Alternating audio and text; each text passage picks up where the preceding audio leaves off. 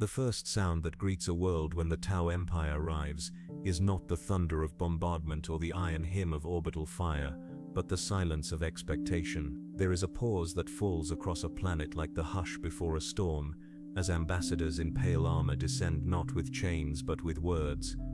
To some, their message is salvation, a vision of unity carved in bright colors and clean lines, a dream of technology unshackled and lives spared. To others, it is his voice of heresy itself, whispered through alien tongues and blasphemous promises.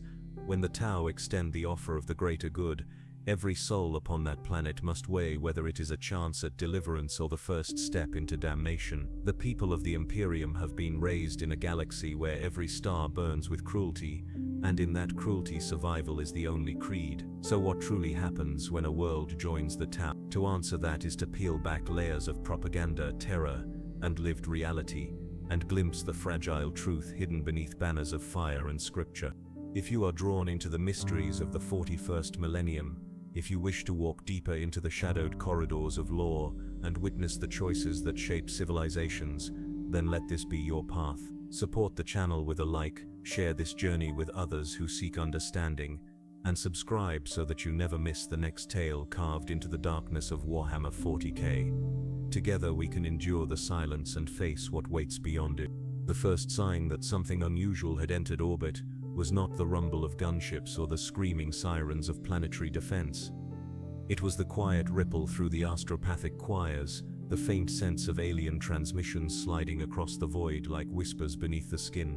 Administratum clerks raised their heads from ink-stained ledgers as vox lines crackled with languages that sounded wrong to the ear, too precise, too smooth, as if spoken not by tongues of flesh, but by instruments tuned to an alien harmony. And then, as the day turned toward night, shapes appeared in the sky, not the brutal silhouettes of Imperial frigates or the jagged scars of Orc vessels, but sleek arcs of silver and pale blue. For the first time in generations, the skies above this world did not carry war, but something far more unsettling: hope. They came down slowly, measured in their descent, as if to assure the world that they bore no urgency. No thunder of bolter fire, no raining bombardments from orbit, only the soft hum of grav engines as smooth-edged ships pierced the clouds and touched the soil with a gentleness that unsettled the garrison troops who stood with logons trembling in their hands. The envoys of the Tau emerged in formation, their armor a strange mixture of grace and efficiency, their eyes hidden behind lenses that glowed faintly in the gloom. At their center walked the watercast diplomat, draped in ceremonial fabrics that seemed to shimmer as though woven from light itself. Every step was deliberate, as though rehearsed not for war but for theater.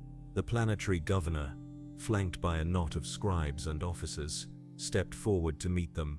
Sweat lined his brow, for he knew the paradox of his position. To refuse the envoys was to risk war with a power that claimed both benevolence and cunning force. To accept them openly was to risk the eyes of the Imperium, which would burn entire continents to ash for even listening to such alien speech.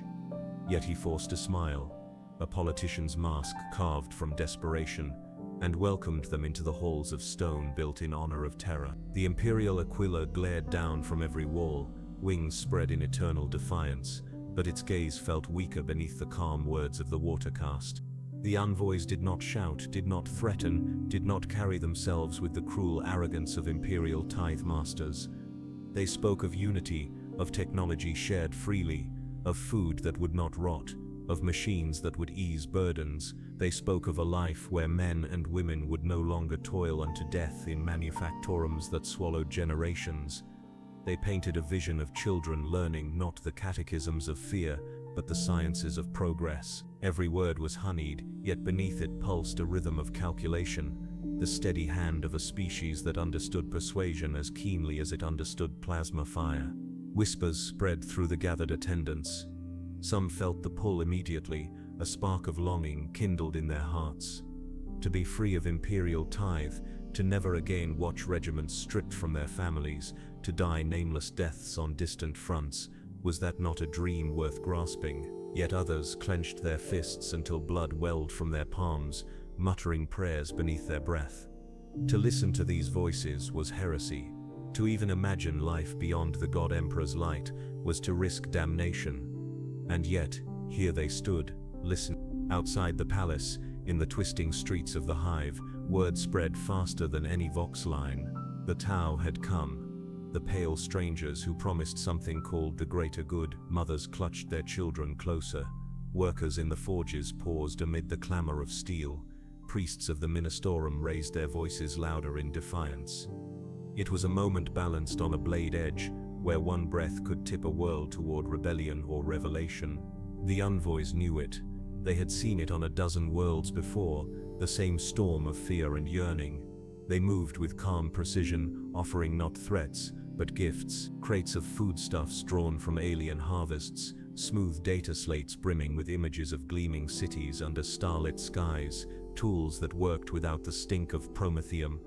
Each gift was a seed, meant to take root in soil long poisoned by despair. And as the governor hesitated, as his counselors bickered in hurried whispers behind him, the Tau ambassador extended one hand, palm open, a gesture universal across species. The governor stared at that hand as if it were a knife. To take it would be to betray the emperor. To refuse it would be to gamble with the lives of every soul under his charge. His lips trembled, and in the silence the weight of the decision became unbearable. He saw for the briefest moment the future painted in two colors, the gray fire of imperial judgment, or the strange blue flame of a path he could not comprehend. The envoy waited, patient as stone, his alien eyes unreadable behind the glass. That was how it began. Not with guns, not with chains, but with an open hand beneath a painted sky. The governor's hesitation spread like a contagion through the palace. Courtiers shifted uneasily. The gilded doors of the audience chamber groaned as officers came and went, their faces a storm of fear, calculation, and fury. One of the senior priests of the ecclesiarchy, robed in crimson edged with gold, stepped forward and raised his voice so all could hear. His words were iron, striking the chamber like a hammer against an anvil. He declared the visitors to be heretics, Xenos whose tongues dripped with poison, and to listen to them was to risk eternal damnation in the eyes of the God Emperor. He raised a vox grill and poured forth litany after litany, prayers rising like fire meant to drown out the calm cadence of the envoy's words. And yet, beneath the chants something strange was stirring. Some in the hall leaned forward, not back, caught by the rhythm of the alien voice. The watercast spoke without anger, without insult, weaving visions of shared destiny as though he were building a bridge stone by stone. He promised a future not of sacrifice without end, but of meaning, of work that built towards something greater than endless war. His voice carried no threat, yet the priest's face contorted as though he had been struck. The silence after the words was worse than any artillery barrage, for it left men and women to wrestle with thoughts they dared not confess. Outside the walls, rumors poured into the hives and spread faster than fire through a promethium storehouse.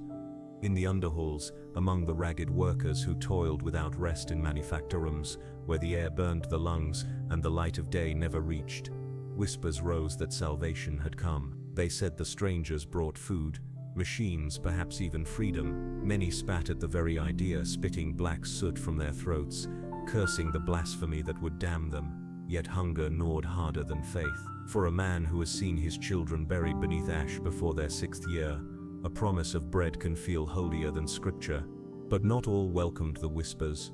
Within the shadows of every shrine, confessors of the Ministorum burned incense thicker, raising their voices louder in defiance.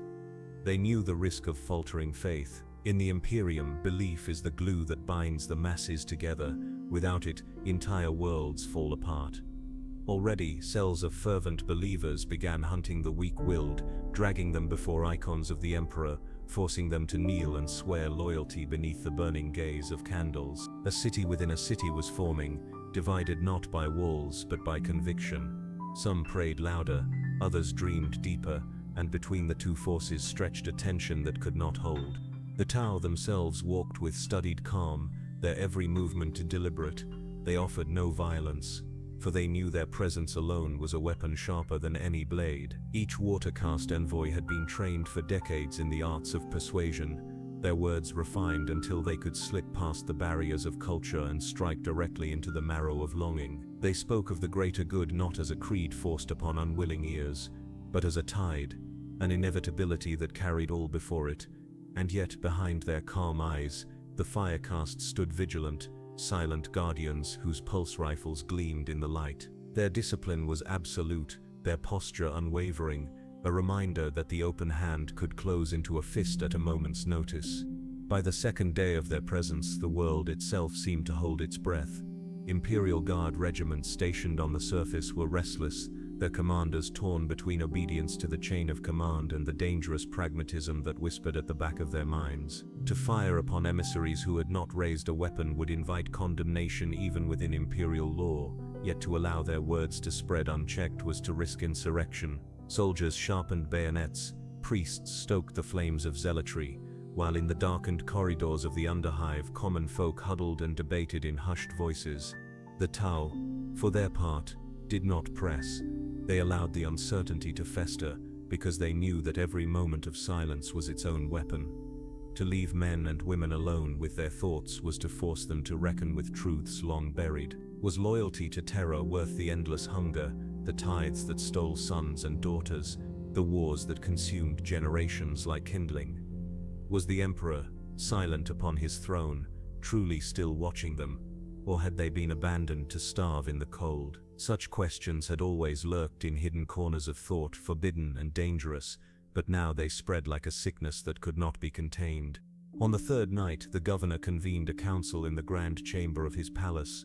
The envoys were invited once more, their pale armor glimmering beneath stained glass windows that depicted saints burning in eternal victory. Around the table sat generals, priests, scribes, and nobles, their voices clashing in a storm of argument.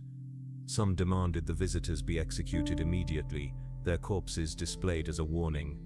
Others argued for caution, for negotiation, even for acceptance. The council fractured, voices rising, hands slamming against the table, the very walls trembling with their fury. The Tau ambassador stood silent, watching, his alien gaze unreadable, as if he had seen this theater countless times before. The night ended without decision, but the seed had been planted. The choice had entered the bloodstream of the planet, and once such a thought exists, it cannot be banished. The first shot was not fired by the envoys, nor by the soldiers who watched them with fingers trembling on triggers. It cracked from somewhere in the gathered crowd outside the palace, a single last bolt that seared the evening air and splashed harmlessly against a marble pillar. No one could say who fired it. Perhaps a zealot who could not stand another heartbeat of blasphemy in his city. Perhaps an agitator who believed that chaos would force a decision. Perhaps only a frightened hand, convulsing under the weight of too many choices. Whatever its origin, the bolt tore a hole in the hush that the Tau had conjured, and the silence bled out into screams.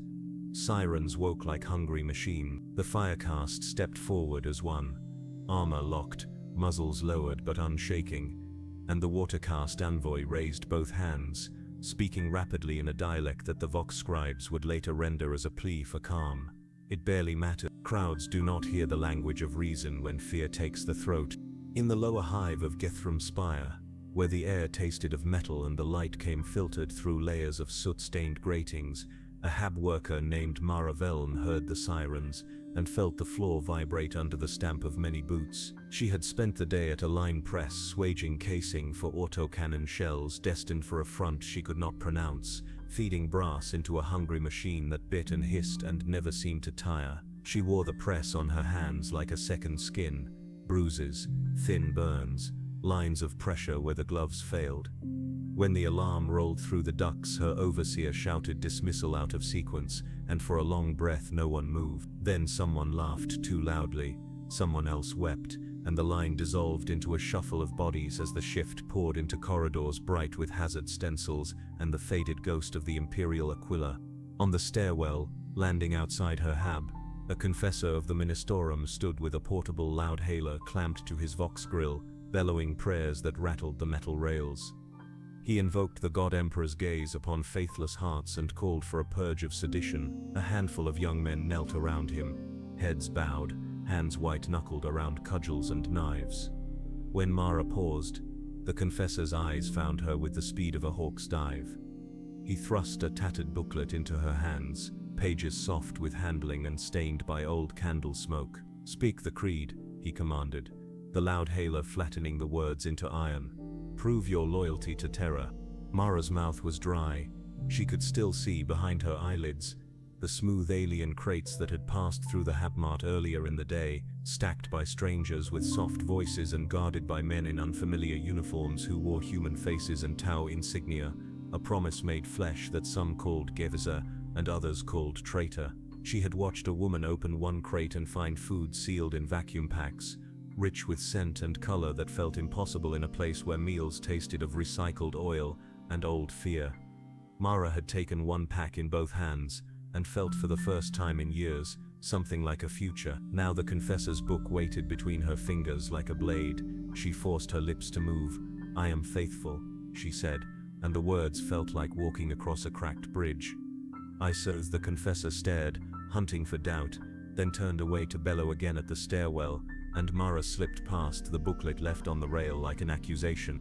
By nightfall, the city was athroat singing two songs at once. Loyalist banners unfurled from shrine balconies, gilded saints staring down with eyes darkened by soot. In the shadows beneath, hands chalked unfamiliar symbols on plasterite walls, an angular script that flickered blue under lumen strips before the rain smeared it into shapes resembling waves. Patrols from the Planetary Defense Force clattered through alleys, Laskarbines slung, orders clipped and uncertain. In a plaza near the spire's transit lifts, a crowd gathered around a makeshift stand where a watercast aide spoke through a translator drone, the size of a child's head. He described limited trade stipends, lighter levies, medical technology that could be introduced first to the poorest wards.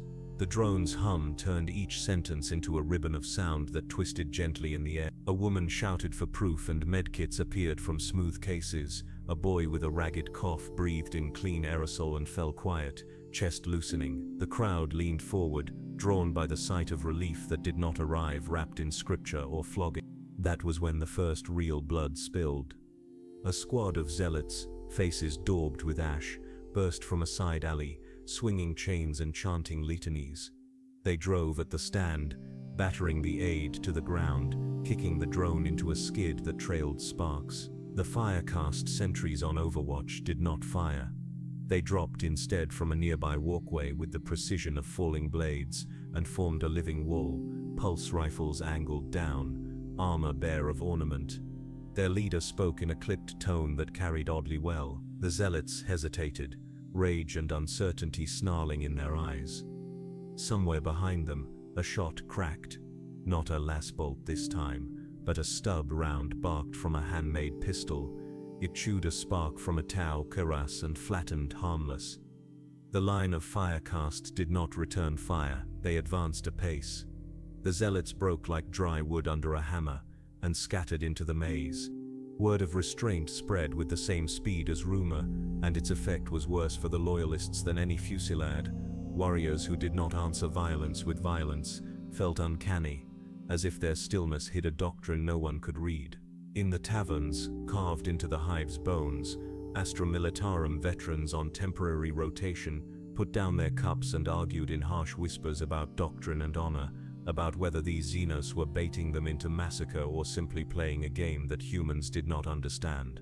A captain named Janir Holt, newly seconded to the governor's personal guard, ordered curfews before midnight and knew, as he signed the edict on a curling data slate, that he had just cut a city in half and called the wound lawful. Mara watched the curfew descend like frost. Lumen strips dimmed early, shutters clanged down over market stalls, the stairwells filled with the scuff of boots as enforcers moved people indoors. In the hush that followed, she stood at her hab's narrow window and saw two figures in the alley below. A young man wearing the armband of a loyalist watch, and opposite him, a human in the clean grey of a Gevesa guide, speaking softly to a pair of elders. The loyalist's jaw worked, teeth grinding, as if chewing a truth too tough to swallow. The Gevesa opened a silver case and showed the elders something that glimmered like captured daylight. Mara could not see what it was. She did not need to. The elders' faces changed in the same way the boy's cough had changed into breath. Before dawn, the first organized clash erupted at Gethram Plaza. Loyalist watchmen, bolstered by a handful of off-duty PDF troopers, tried to retake the stand and drag down the banners the Tau had raised in neat, unobtrusive rows. The firecast interposed again, silent as stone, and this time the PDF fired warning shots. The pulse rifles lifted like the beginning of a storm. Mara was not there. She heard it through the pipes. The heavy thrum of pulse fire like a heartbeat amplified, the sharper whine of last discharges, the bark of orders that came staccato and broke apart into screams. When she finally reached the plaza hours later, the ground was blackened in ovals where pulses had struck and cauterized, and the smell in the air was a clean metallic ghost that did not belong to Prometheum. The wounded lay in neat rows under thermal sheets that the watercast had distributed with serene efficiency. The dead were fewer than there should have been, given the sounds through the pipes. The restraint was an argument louder than any speech. At the plaza's edge, a priest stood weeping beside a toppled shrine altar, his tears carving clean lines through the ash on his cheeks.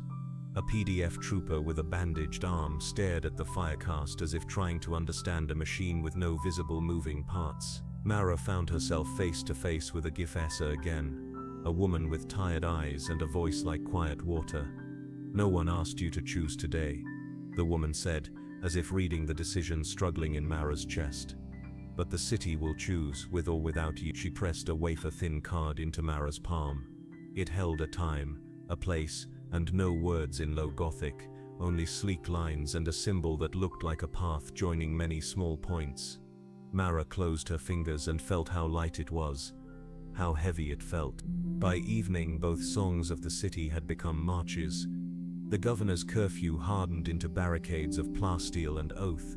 The Tau's clinics spread like islands of calm, each one drawing a ring of patients and watchers whose posture changed when they crossed the invisible border where help lived. In the between spaces where borders smear, men and women chose which way to stand. Choices have momentum. Momentum gathers followers. Followers form a shape that even the blind can read. And when the lights failed that night, sudden, total, a failure too precise to be accident, the only glow in the dark came from two sources, the candles of the shrines, and the steady, unwavering bands of pale luminance that marked the Tau relief stations like constellations newly hung. Between those lights, the city decided to move. The power grid's collapse was brief, lasting only hours, but the echo of it lived longer than the darkness itself.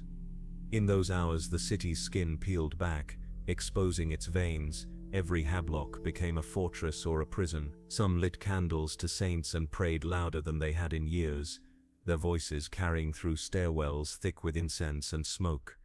Others slipped out into the alleys, guided by the glow of Tau beacons, finding order where the Imperium had left only decay. When the lights returned, nothing was the same. People had crossed invisible lines in the dark, and once crossed, there was no return. The governor tried to smother the fracture with decrees. His scribes worked sleepless, their quills scratching ink into endless sheets of parchment and data slates. As curfews multiplied, penalties sharpened, and oaths were demanded from every guild and manufactorum. But words are fragile when the world itself seems to shift beneath them. Entire work shifts failed to report, their absence explained by rumors of new employ beneath Tar guidance. The governor ordered arrests, but the cells filled too quickly, and the prisons boiled with the fury of men and women who felt more like hostages than criminals. The priests marched among the streets with relics raised high, but their sermons sounded brittle as cracked glass, when set against the calm assurances of alien voices promising food, medicine, and a future that did not taste of ash. The first open clash came in the southern Manufactorum district, where engines thundered day and night, stamping steel into the bones of war machines destined for fronts thousands of light years away. When a group of workers refused to kneel during the midday litany, overseers raised their batons, and the protest spiraled into a riot. By the time the PDF arrived, the crowd had swelled into thousands. Barricades of steel plating and overturned carts blocked the approaches, and banners daubed in rough strokes declared fealty, not to the Aquila but to something new. The Tau symbol of the greater good, painted in luminous pigments that gleamed even in the smoke. The firecast appeared at the district's edge, their discipline as sharp as a scalpel. They did not fire. They did not threaten. They stood, immovable, while the workers chanted and the PDF leveled their lasguns, caught between orders and doubt. The standoff lasted hours. Maravel was among the workers that day, though she had not meant to be. She had followed her sister, who whispered of better rations and the chance for her children to live past their first decade. Mara stood at the barricade's edge, the press of bodies around her, the smell of sweat and burned oil clinging to the air. Across the line she saw the PDF, their armor dull with use, their faces pale with unease. Many of them were boys no older than the sons and daughters they might have taken from the very crowd they faced. She recognized one trooper's eyes, a cousin, drafted years ago, now staring at her down the barrel of a Laskin. His lips moved, forming her name, though the sound was lost in the roar of voices. She raised her hand, not in defiance but in recognition. His hands shook. Then an officer barked a command, and the air split with the staccato crack of last fire. It did not last long. The firecast moved like shadows, their pulses lighting the gloom in steady rhythm. They did not slaughter, but every shot struck true, weapons that hummed with precision rather than fury. When it ended, the barricade still stood, but the ground was littered with bodies, some soldiers, some workers, their blood mixing into the oily water that ran through the gutters. Mara knelt beside her cousin, his chest blackened by a pulse strike, his eyes wide with something that was not hatred, but confusion. He mouthed her name again, then she held him until the medics pulled her away, and when she looked up, she saw the Tau envoy standing on a raised platform, hands spread as if to embrace the crowd. His voice carried above the sobbing and the moans of the wounded, soft and calm, as though nothing that had happened was outside the rhythm of inevitability. From that day, the city was no longer one, but two. Districts fell into Tau influence, others clung harder to Imperial faith, and between them stretched a no-man's land of suspicion, barricades, and whispered gunfire. Families fractured, guilds split apart, shrines became rallying points for both prayer and ambush. The governor still claimed authority from his palace, but each passing night his proclamations reached fewer ears. The envoys had not fired the first shot, nor did they need to. The people themselves had lit the fire, and the Tau only shaped its direction. The choice had ceased to be a question of politics. It had become survival, identity, destiny, and the war for the planet had begun, not with invasion fleets or exterminatus, but with neighbors staring at one another across broken streets, wondering which song they would sing tomorrow. The governor's authority collapsed not with a thunderclap, but with a slow unraveling, like threads pulled from a once proud banner, until nothing remained but scraps fluttering in the wind. His decrees were still issued, signed by trembling hands, stamped with the seal of terror, but beyond the palace walls they carried no weight.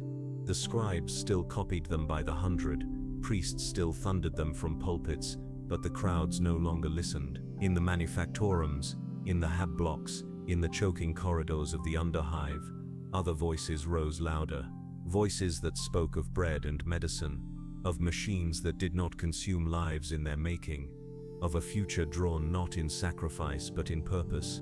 By the second week, entire districts had gone dark to the Imperium's call. Work shifts refused to report for tithe duties, claiming illness or accident, but the factories continued to hum under Tau oversight, their yields redirected not to Terra's endless wars, but into local storage yards guarded by silent firecast warriors. The governor ordered the PDF to retake them, but his commanders hesitated, for their own soldiers had family in those districts, and the loyalty of the rank and file was as brittle as glass. Some squads simply melted away, weapons left stacked in corners, their uniforms traded for the grey of Guvesa auxiliaries. The banners of the Aquila and the Tau symbol now faced one another across avenues, each illuminated by flickering lamps, each claiming to represent the people, and the space between them grew wider every day.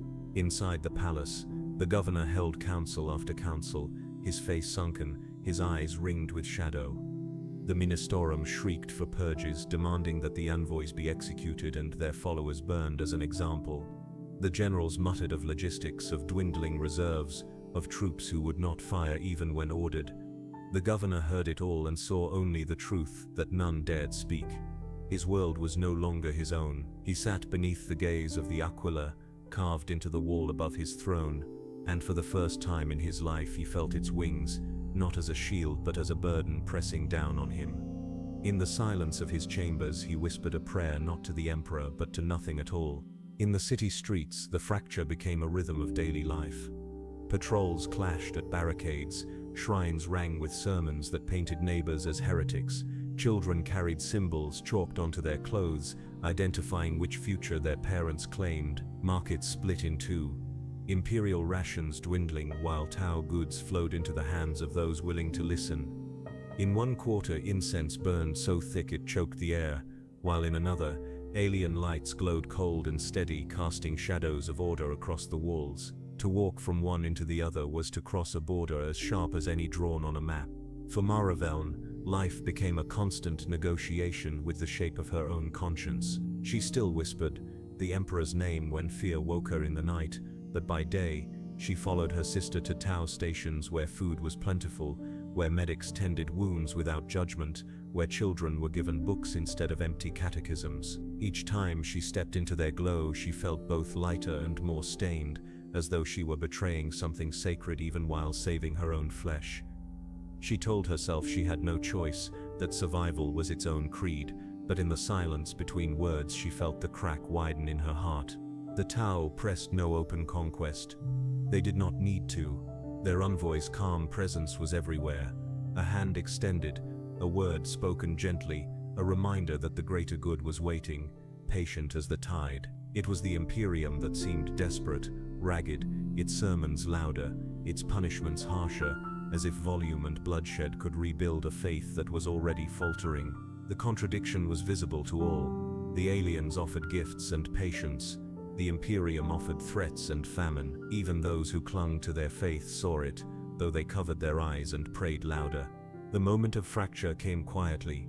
One night, the palace gates stood open, guards absent from their posts. By morning, the governor was gone. Some said he fled aboard a private shuttle, seeking imperial space and judgment. Others whispered he had been taken by the envoys themselves, spirited away to learn the truth of the greater good. A few claimed he had taken his own life, the Aquila's weight finally crushing him in the solitude of his chambers. Whatever the truth, it mattered little. The city awoke to find itself without a master, and the choice of allegiance no longer a question of orders from above, but of survival from below. The envoys did not declare victory. They simply moved into the space left behind, their banners rising beside the Aquila as if to say the two could coexist, though everyone knew they could not. In the shrines, priests howled in fury, calling down damnation upon the traitors who had allowed Zinus to poison their hearts. In the clinics, families whispered thanks as their children ate until they were full. The streets thrummed with a tension that could not be dispelled, for the planet had passed the point of no return. It was no longer about whether the Tau would claim the world. It was about what each soul on that world would choose to be when the choice demanded blood. And so the arrival of the envoys ended not with a handshake nor with fire, but with the sound of two songs sung at once, their voices rising, clashing, unable to blend. One the hymn of the Emperor, eternal, immovable, absolute. The other the quiet promise of the greater good, inevitable, patient, consuming. The planet stood between them, trembling. The day the governor vanished, the city seemed to exhale. It was not relief, nor was it despair, but something more dangerous, release. The vacuum left behind drew everything inward.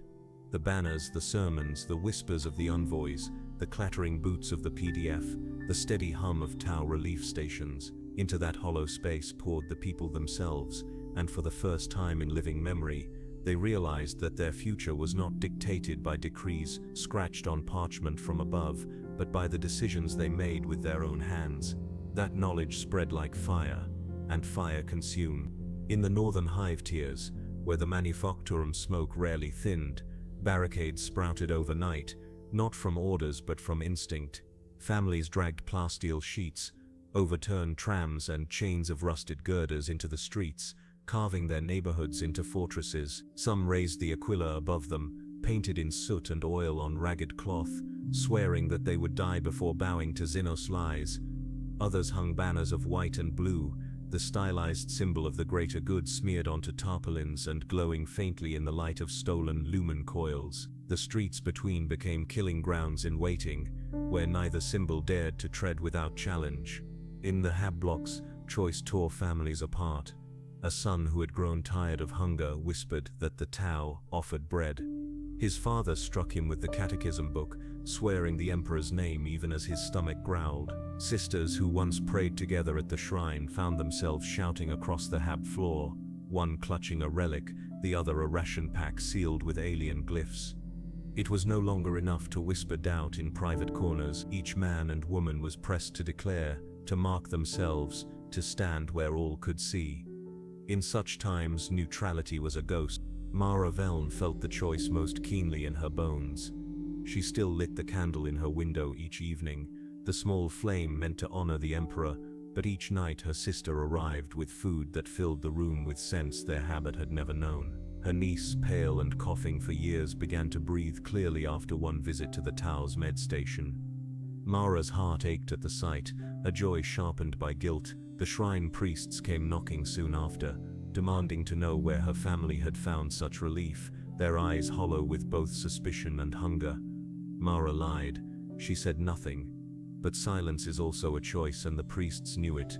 They marked her door with soot, a warning to others. Her neighbors began to look at her differently. The choice was not only within the hive. Out on the plains, in the farmlands that fed the city's lowest tiers, arguments erupted in town squares and barnyards. Imperial tithe agents had vanished when the governor fled, leaving behind ledgers swollen with debts and quotas impossible to meet. Into that gap came Tau supply skimmers, sleek and quiet, their holds full of tools and seeds bred for efficiency beyond anything the farmers had ever known. Some swore it was a blessing, others spat on the soil, crying that it was a test of faith. Fists became knives, and knives became last fire. By dawn, some villages burned with Aquilas carved into their ashes, while others raised alien banners over newly planted fields. The Astra Militarum regiments stationed in garrisons across the world were themselves fracturing. Commanders still swore oaths to terror, but the rank and file, weary from years of rotation, began to whisper. Some deserted in the night, carrying lascans into the arms of Goetia auxiliaries. Others remained, not out of faith but because fear of the commissariat's gaze was stronger than hunger or doubt. When the first regiment split in two, brother firing upon brother across the walls of a fortress once sworn to defend the planet, the rumor spread like lightning. If the guard could turn upon itself, what loyalty remained unbreakable? The watercast envoys watched this unfold with practiced patience. They did not demand fealty with ultimatums. They spoke quietly, repeating the same promises, offering food where it was needed, medicine where it was begged for, tools where they would be seen. They understood that choice made under hunger and pain was more permanent than choice made under threat. To some, this restraint seemed almost holy. To others, it revealed a cunning too deep to be trusted. But whatever name one gave it, the effect was undeniable. Each day, more banners of white and blue rose and more Aquilas were burned in alleys. And yet, faith is not so easily erased. In the highest tier of the hive, beneath a towering basilica of stone and firelight, the priests of the Ministorum gathered the faithful into a tide. They spoke of martyrdom, of blood purifying the soul, of the emperor's gaze searing through every false promise. They declared that the Xenos did not offer bread, but poison, not medicine but chains, not unity but damnation. They raised relics high, bone fragments and gilded icons, and the faithful roared until the walls shook. From that night forward, torchlight processions marched through the city's veins, chanting hymns that echoed into the bones of every man, woman and child. The priests knew they could not silence the Tau, but they could drown them in fire and noise, and perhaps that was enough. The planet was no longer a world but a mirror cracked down the middle. Every choice sharpened the fracture, ever silence widened it. And still the envoys stood, calm and waiting, their open hands a challenge as sharp as any blade. The first organized battle was not called a battle by anyone who survived it. They spoke of it as the Night of Doors, because it began with knocks that came like rain across the hive, each one a demand to declare, to sign, to kneel, to step into a line that would not allow stepping back. Loyalist watches moved from stairwell to stairwell with lanterns and oath scrolls, flanked by young men whose faces were painted with ash and oil, asking each hab for a pledge to the Aquila. Hours later, GivZap patrols traced the same routes with medkits and sealed ration trays, speaking softly of registration for aid distribution under Tau oversight. Between the two tides, door hinges wore smooth and nerves frayed to wires. Some families swore twice to buy time. Others swore once and bolted their doors against the second knock. A few opened to neither side and prayed the knocks would pass them by. They did not. In the shadow of the Gethrum spire's fifth tier, shrine bells clanged the alarm when a Tau clinic opened its shutters under the sign of the greater good. The priests called it a blasphemy, a profanation of sacred ground, and hundreds answered with candles and cudgels. The clinic's interior smelled of clean metal and antiseptic. Its walls were smooth and pale, its machines quiet. Mothers stood in line with coughing children, eyes wide, hands shaking between fear and necessity. When the procession reached the door, the lead confessor lifted a censer and smoke poured out like a storm. He declared the clinic an abomination and ordered it sealed. A water-caste aide stepped forward with palms open, and a translated appeal for restraint thrummed from a drone above his shoulder. The confessor's reply was a litany that sounded like a sentence. Someone hurled a rock. Then someone else threw a torch. The firecast had been placed out of sight, as if the envoys still hoped that visibility alone could keep the peace. They arrived through the side alleys with a speed that made the crowd shudder, forming a shell around the clinic, while the watercast hustled patients inside. A volley of last fire crackled from behind the shrine procession, more warning than war, but pulse rifles rose in answer. The first exchange carved bright signatures into the night. Men fell. The smoke from incense mingled with the sting of cauterized wood. The clinic door slammed shut and the armored shell around it became a fact the city could not ignore. The greater good would shield those who chose it, with words if possible, with disciplined fire if not. Maravel saw only the aftermath. She found scorched votive racks, melted into puddles beneath the clinic's stoop, and a scatter of metal bracelets stamped with the Aquila, abandoned in the gutter like shed skins.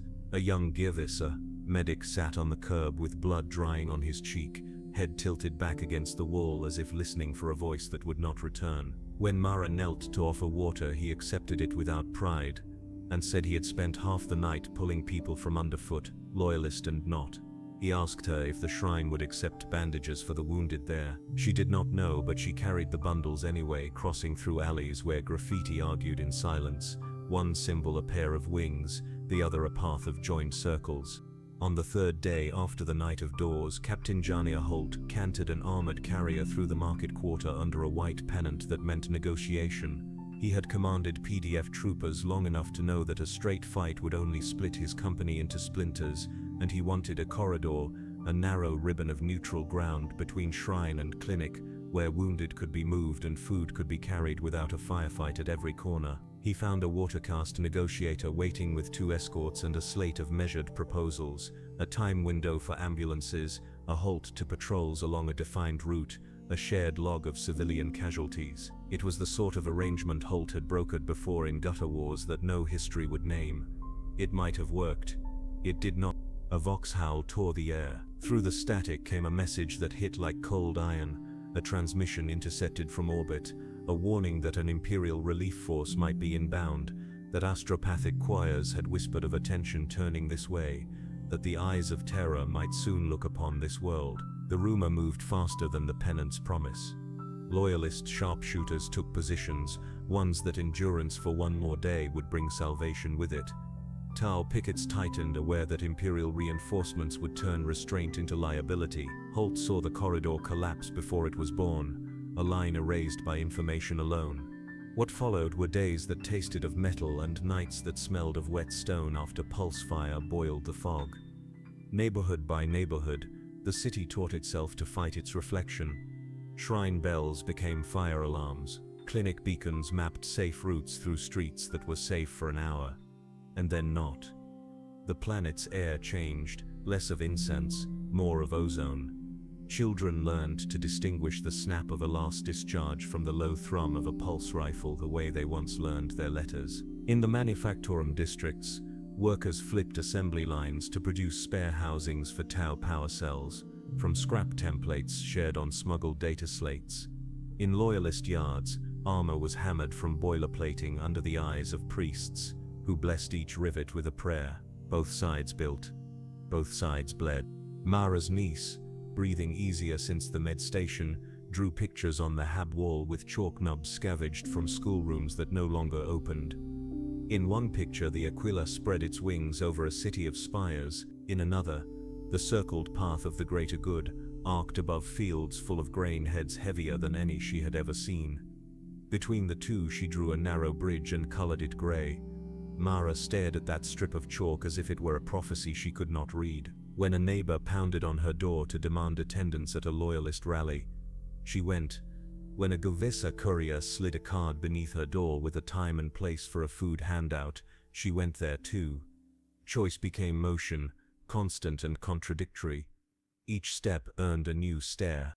One evening, as dusk folded over the tier like a cloak, a column of robed pilgrims marched toward the central plaza, carrying a reliquary, said to hold hair from a saint burned for defying Xenos. They sang until the air shook from the opposite street.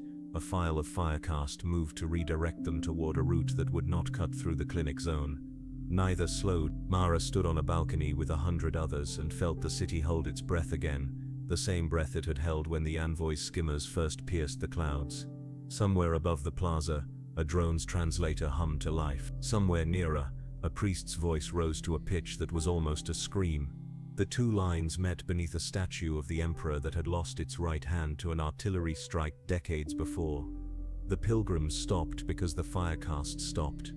There was no command, only stillness. The envoy's voice, perhaps the same one who had spoken on the day of arrival, perhaps another trained to the same cadence, asked that the reliquary be carried along the neutral corridor. The priest refused and lifted the box higher. A child stumbled, and the reliquary dipped. The crowd surged to keep it aloft. For an instant, bodies pressed against armor and the air turned to glass. A single pulse round hissed upward and shattered a lamp. Darkness fell in a sheet, and in that black, someone began to chant, not a hymn and not a promise, but something like a counting, a way to tell that you were still alive while the world searched for which way to fall. The plaza's lamp shattered, and in that sudden fall into shadow the fragile fabric of the city tore. What began as a vigil broke into chaos. Pilgrims clutching relics stumbled over one another, convinced the firecast had fired in warning, while others swore it had been a loyalist sharpshooter. Voices became indistinguishable cries, and in the blindness of the blackout fists swung, knives flashed and shots cracked without aim. When the lumen strips sputtered back to life, the statue of the emperor was surrounded by bodies, some clutching relic beads, others still wearing the armbands of Gevasa recruits. Neither side claimed the lamp strike, and that silence spoke louder than any confession. The city had entered a season where truth no longer mattered, only allegiance. From that night onward, the fracture deepened into war without front lines.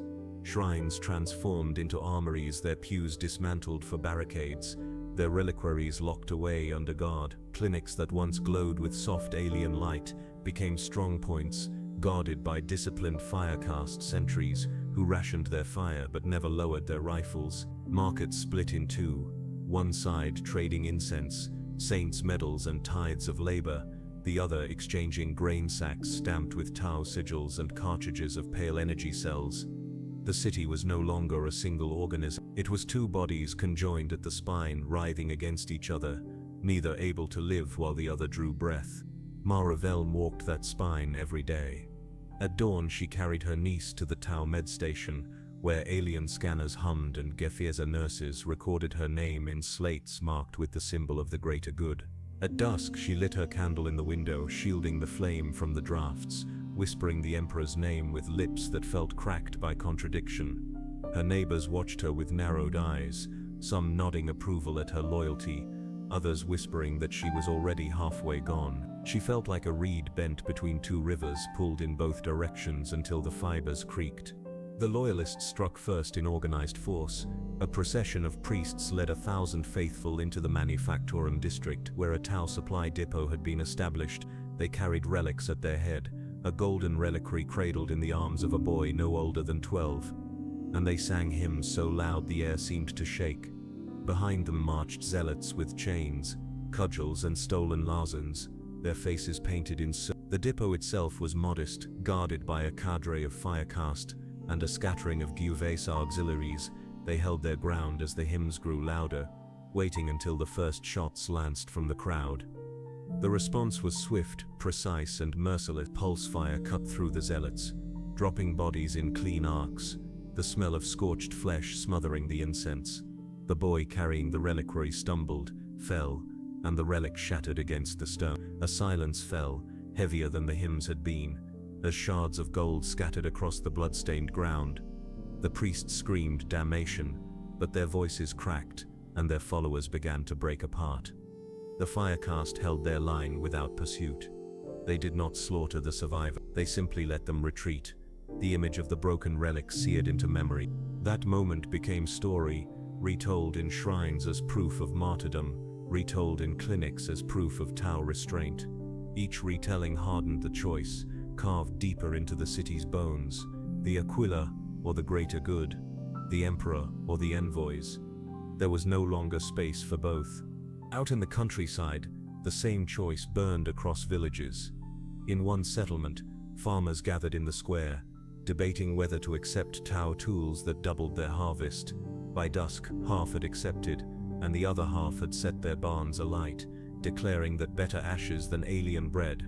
In another, the arrival of a single watercast envoy turned into a massacre when loyalists ambushed the skimmer and set it ablaze, burning the envoy alive in front of horrified onlookers. Days later, firecast patrols returned to that same village. They did not burn it, they did not slaughter, they cut the irrigation lines, severed the power conduits, and left the village to starve. The message was not vengeance, but inevitability: join or wither. In the garrisons, the Astra Militarum continued to fracture. Commissars executed deserters by the dozen, their blood soaking parade grounds, but each death only drove more men into the arms of the Gafsa. Regiments that once swore oaths as one now stood divided within the same barracks. Officers gave orders, but soldiers weighed them against the rumors carried from the city.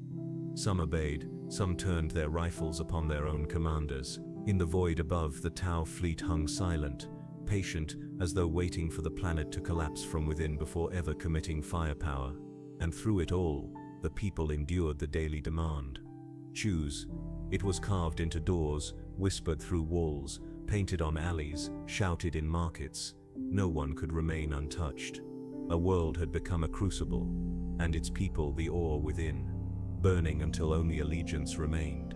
The civil fracture no longer lived in whispers or painted banners. It roared in the streets like a wounded beast, feeding on itself. Barricades hardened into front lines, shrines became strongholds where priests armed the faithful with laskins scavenged from broken regiments, their sermons now indistinguishable from battle orders. Across the avenues, the Tau's clinics and depots evolved into bastions of order, ringed by disciplined firecast formations and guarded by Givesa patrols who spoke low Gothic, with accents that sounded both familiar and foreign. The city had split into a patchwork of fortresses, each quarter swearing to one vision or the other, each cut off by choke points where neighbors stared at neighbors down rifle sights. For Mara Veln, the war entered her own home. Her sister declared for the Tau openly now, wearing a pendant stamped with their symbol, her eyes bright with the certainty that her children would live under a better sun. Mara's father, an old laborer who had spent his life bent over machines that broke his spine and chewed his lungs, cursed her for it. He stood each evening at the candlelit window muttering prayers, his hands trembling as though clutching an invisible relic. One night, their argument broke into blows, the sister shouting of bread and hope, the father spitting of damnation and the emperor's gaze. Mara tore them apart, her niece crying in the corner, and for the first time she understood that war had devoured not just streets and districts, but the marrow of her own bloodline. The fighting grew more brutal as the weeks dragged on. Loyalist cells struck Tau, supply convoys with crude explosives, turning entire streets into firestorms. In response, the firecast tightened their discipline to an iron grip, establishing checkpoints that scanned every passerby, their drones hovering like silent judges above the crowd. When loyalists attacked a clinic and murdered its patients before the firecast could intervene, the Tau retaliated not with slaughter, but with exclusion. That entire district was cut off from food shipments, its entrances sealed with grav-locked barriers. The hungry wailed, priests preached endurance, and mothers watched their children wither, while knowing the clinic across the avenue still overflowed with alien aid. Faith and flesh tore against each other in the silence of those nights. Rumors of Imperial reinforcements swelled with every astropathic whisper. Some said a fleet was already on its way.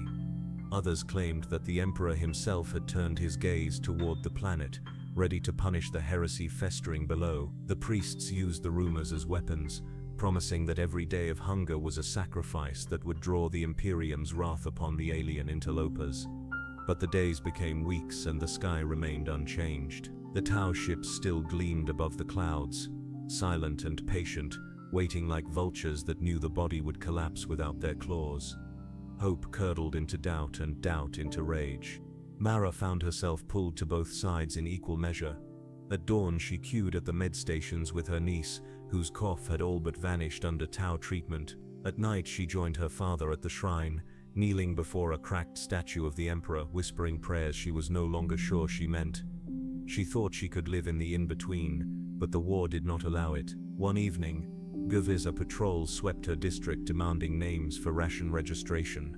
When she hesitated to mark her family in the ledger, the officer's eyes hardened. He pressed a slip into her hand, with the quiet weight of a command. Hours later, loyalist enforcers pounded at her door, demanding to see her ration slips. Both sides had her name now, written into their ledgers, claimed as their own. Her silence had become betrayal to all. The breaking point came when the PDF finally shattered. A regiment loyal to the Aquila attempted to storm the Tau depot at Gethrim Plaza, supported by priests bearing relics like banners.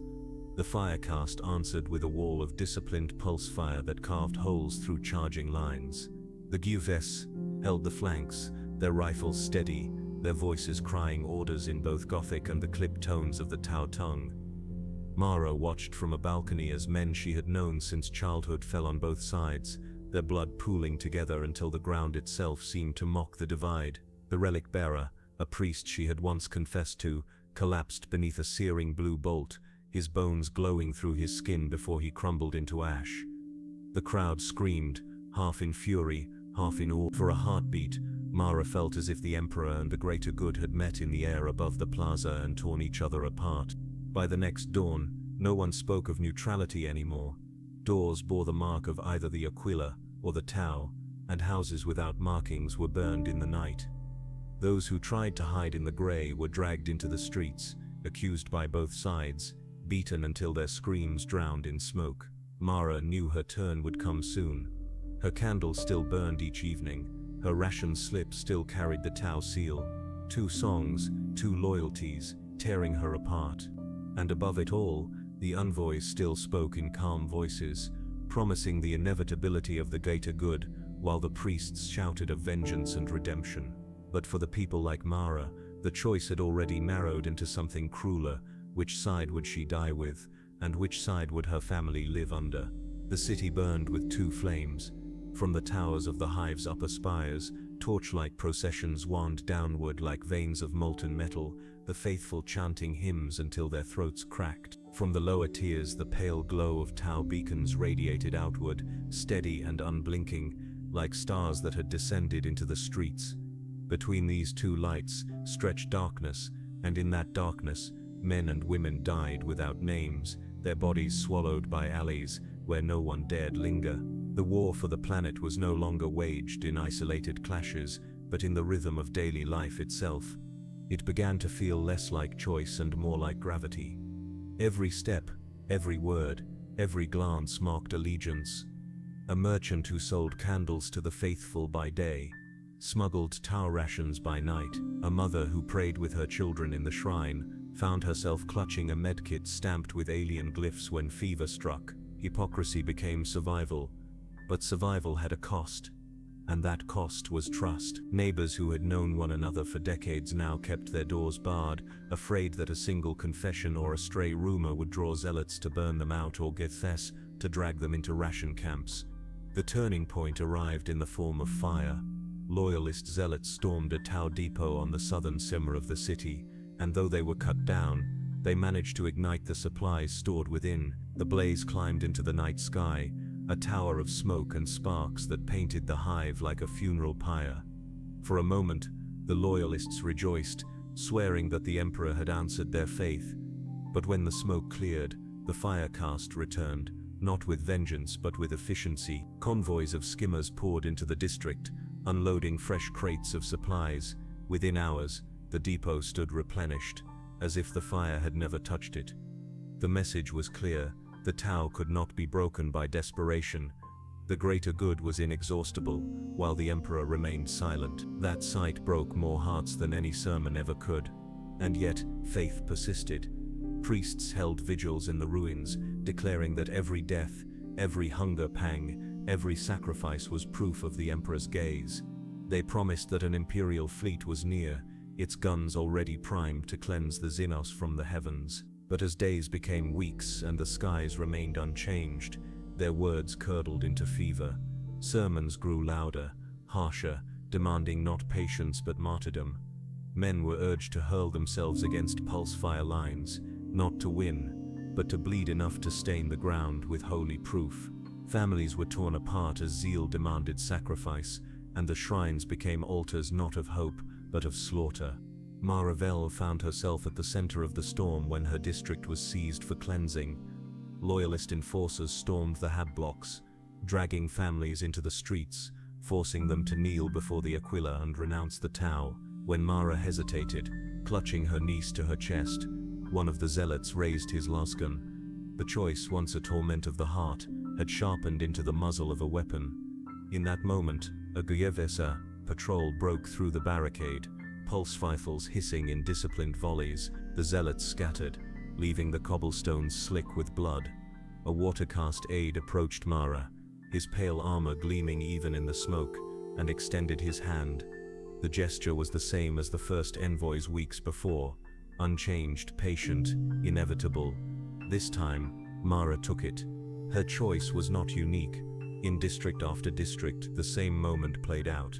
Families caught between relic and ration, shrine and clinic, until the cruelty of survival forced their hands. More doors bore the symbol of the greater good each morning, fewer candles burned in windows at night. The Aquila still hung over the city, but it seemed more like a shadow than a shield. The priests raged louder, the zealots fought harder, but their fury only revealed their weakness. The Tau did not need to conquer, the people conquered themselves. By the close of the second month, the war had consumed its own beginnings. It was no longer about whether the Tau would be allowed to stay, but whether the Emperor's faithful would burn their entire world in defiance. The loyalists spoke of purging fire, of martyrdom that would echo to terror, even if it meant ash and silence for all who remained.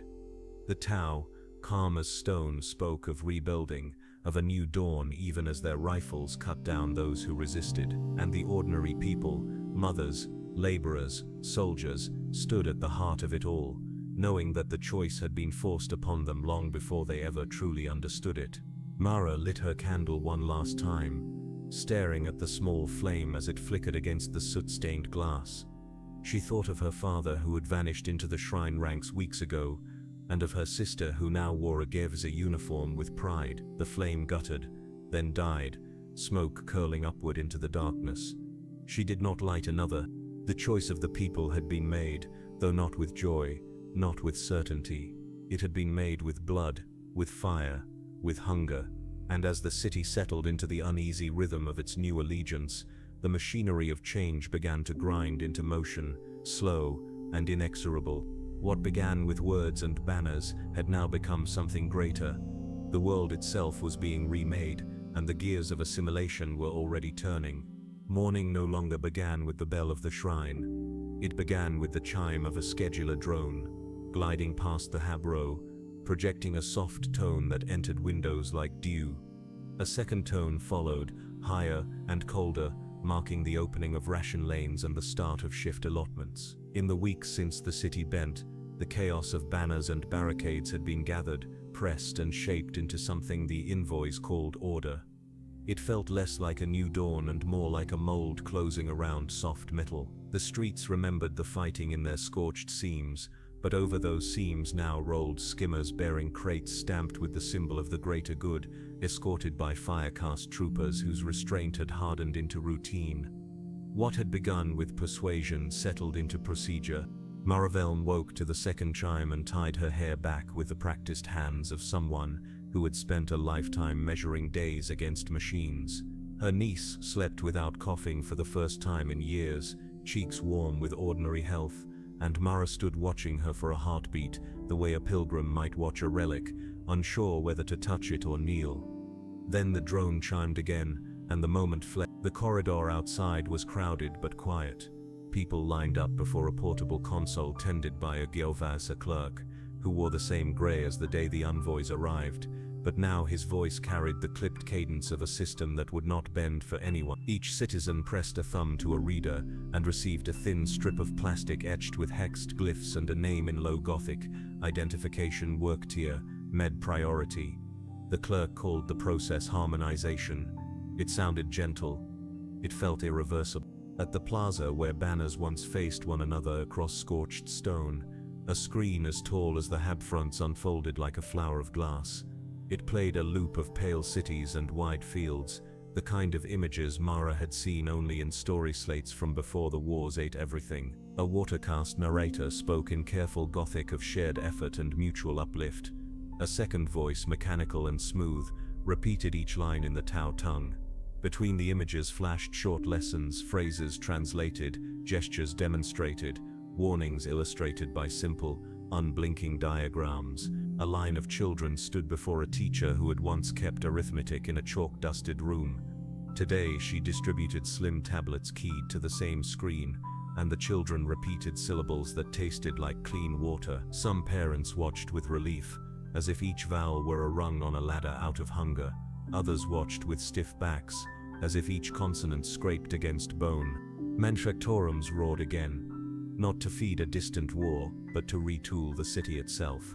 Earthcast technicians, shorter, heavier, eyes set deep behind lenses, moved through the halls like careful surgeons, mapping broken lines and scavenged rigs with scanning wands. The old overseers, their batons holstered, stood beside them in a mixture of awe and humiliation, as machine lines were dismantled and rebuilt. Where once promethium smoke bit the eyes, clean hums took its place. Where once lines had consumed workers like a beast, new stations allowed 2 shifts to do the work of 5. It felt like mercy until the rhythm of the days revealed what had been exchanged. Less smoke, yes, and less waste, but also less choice. The schedules did not argue or plead. They arrived with the drone's chime, and they expected obedience without rage or joy, in a tone that belonged to weather rather than to government.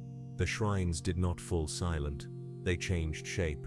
Some were shuttered, their doors sealed behind warning sigils that promised temporary safety closure and offered a route to alternate worship sites in districts deemed stable. In others, priests still lifted relics, but their homilies shifted from thunder to ember, a low insistence on memory, on lineage, on the name of terror said not as challenge, but as heartbeat. The Ministerum's loudest voices were gone, dead, vanished, or hidden so deep that only rumor could find them, and in their place stood confessors who learned to speak around the drones. They told their flocks that bread could fill stomachs without filling souls. They reminded them to keep candles anyway, even if windows now wore new symbols in pale paint to mark compliance zones.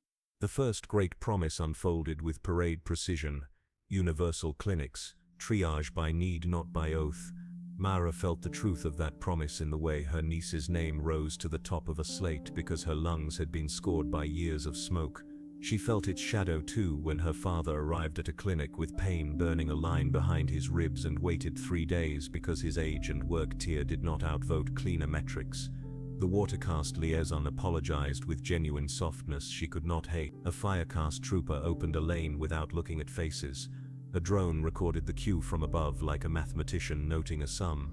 No one spoke of punishment. No one spoke of mercy. The clinic doors opened and closed, opening on a room that smelled of antiseptic and strangled incense, closing on a city learning to live inside a system that measured virtue by throughput. Language changed faster than anyone expected. Signs appeared beneath old ones, Low Gothic paired with Tau, script and neat twins. The data slate that held the schedule also held a small dictionary. and each night after supper, Mara's niece practiced words that curled and clicked in the mouth. Delighted at the way meaning could turn like a coin and show a second face, in the market quarter, a hololith showed a lesson in civic duty, how to report a broken conduit, how to log a grievance, how to request reconsideration of a work tier. It was the first time many had seen grievance marked as a right. It was also the first time they realized grievance would be answered by a process rather than a person.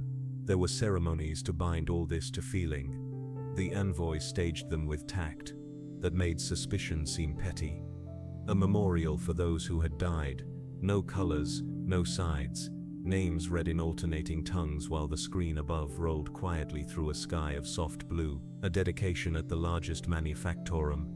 The Earth Caste forewoman and an old Imperial machine chief cutting a ribbon together while workers cheered because their hands finally stopped shaking. A procession of children from 3 districts, each bearing a slim metal book that contained lessons in both histories. A page for Terra's saints, a page for the greater good's heroes, a page left blank with a note that said it belonged to the world they were building now. People cried without knowing whether it was for relief or for farewell. And under the ceremonies ran the code. Registration, harmonization, corridor designations, curfew adjustments, combined indices, compliance ratings. The drones chimed, the screens instructing, the firecast standing with rifles angled down and visors reflecting everything and nothing at once. Even the sky seemed to have acquired a pattern. Tau vessels glinting like sure stars where once only rumor had lived. When Mara returned home, she found a slip beneath her door with a date for vocational reassignment, a new manufactorum line, lighter duty, better pay measured in credits that spent well in marketplaces where alien produce now gleamed. She held the slip and thought of her father's candle, of the ash-bitter sermons that had once filled the night. She also thought of her niece running, laughing at last. Choice had not disappeared. It had been absorbed. The machinery turned with elegance that could almost be mistaken for kindness. And somewhere beneath that hum, a question began form with the patience of dripping water. What happened to those who refused to fit? Refusal revealed itself in subtle ways at first. A worker who did not report for reassignment, a family who kept their shutters closed when the drone passed, a priest who whispered liturgy too loudly in a sealed chamber. Each act was small, almost invisible against the tide of new routines, yet the machinery of compliance had been built to notice. Drones hovered longer outside those doors, recording silence where there should have been a chime. Identification slates blinked red when pressed to ration consoles. Work tiers slipped downward, benefits evaporating. Punishment did not arrive as thunder or fire. It arrived as absence, as hunger, as silence. To resist was to be erased from the system one piece at a time. The first mass disappearance came with the quiet efficiency of a shift change. Entire blocks in the eastern tier woke to find that their neighbors' habs stood empty, beds still warm, tables still laid with half-eaten meals. The official notice declared a relocation to rehabilitation enclaves for harmonization training. Some whispered it was true that the missing would return speaking the Tau tongue with pride, their doubts polished away. Others swore they had been fed to the stars, vanished into void prisons, or dissected in alien labs. No evidence ever surfaced, only the emptiness remained, a warning more powerful than any proclamation. Mera Velden's father was among those taken. His candle had burned defiantly in the window even after she begged him to let it gutter out. One night the drone lingered longer than usual. The next morning his chair was empty. The slip of paper on the table read simply, "Relocated." Mera found herself staring at it as though it were a tombstone, unable to grieve properly. For grief required certainty. Her niece asked when he would return. Mera told her the truth she did not believe. Soon, life pressed forward regardless. The manufactorums grew louder, not with the chaos of old machines but with the humming precision of Teo refits. Work quotas arrived through slates instead of barked overseer orders, and each completion triggered a musical chime rather than a whip crack. Yet the effect was the same: bodies bent over machines, hours devoured by the rhythm of production. The difference was that the labor now built structures for the people themselves: power relays, new water conduits, clean housing units.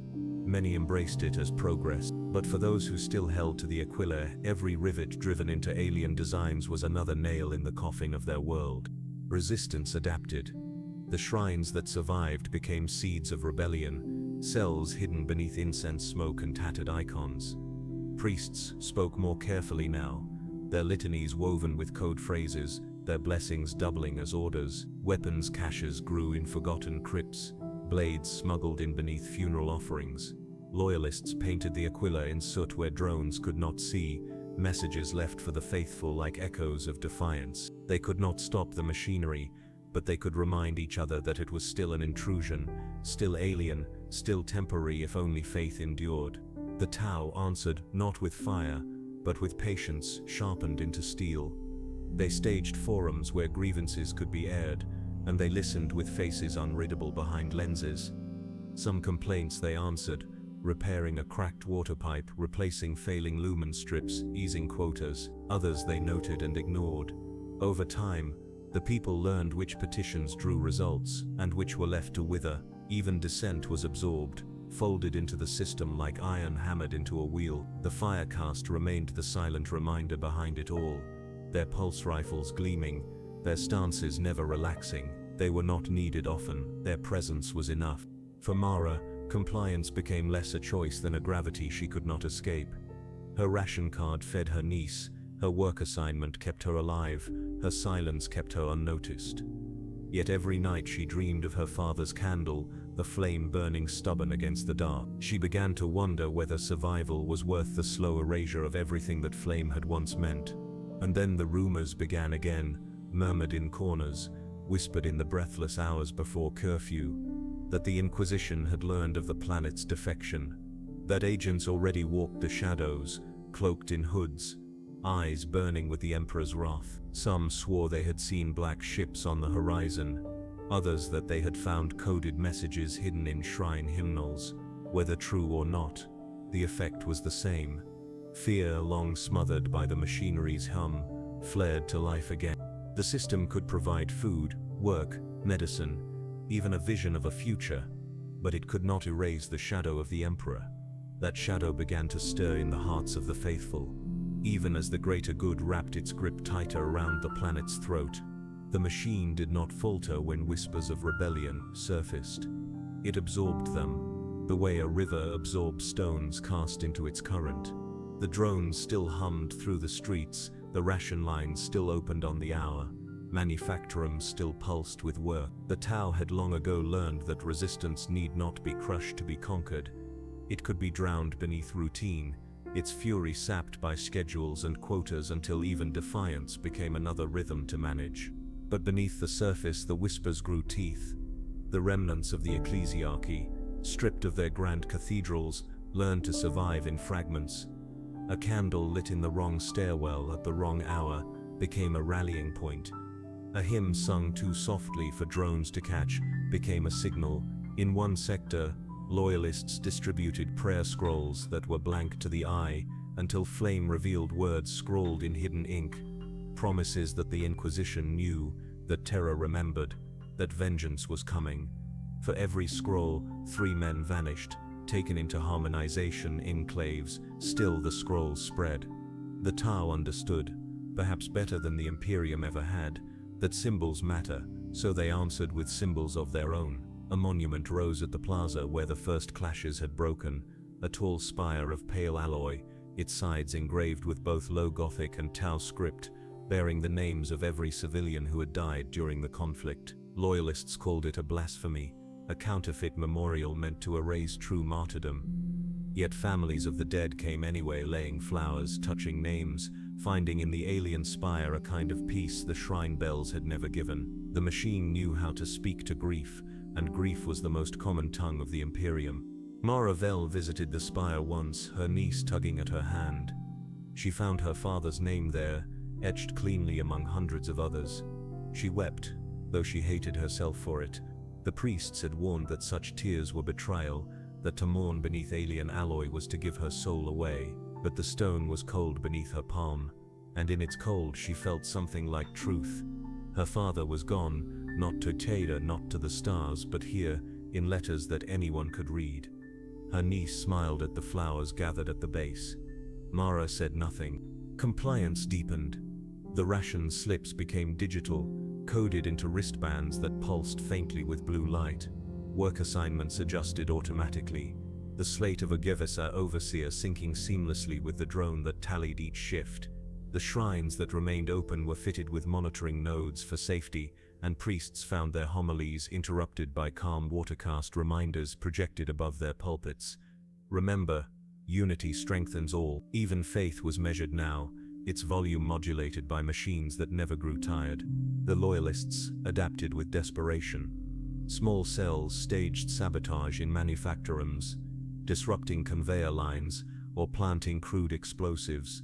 Most were caught quickly.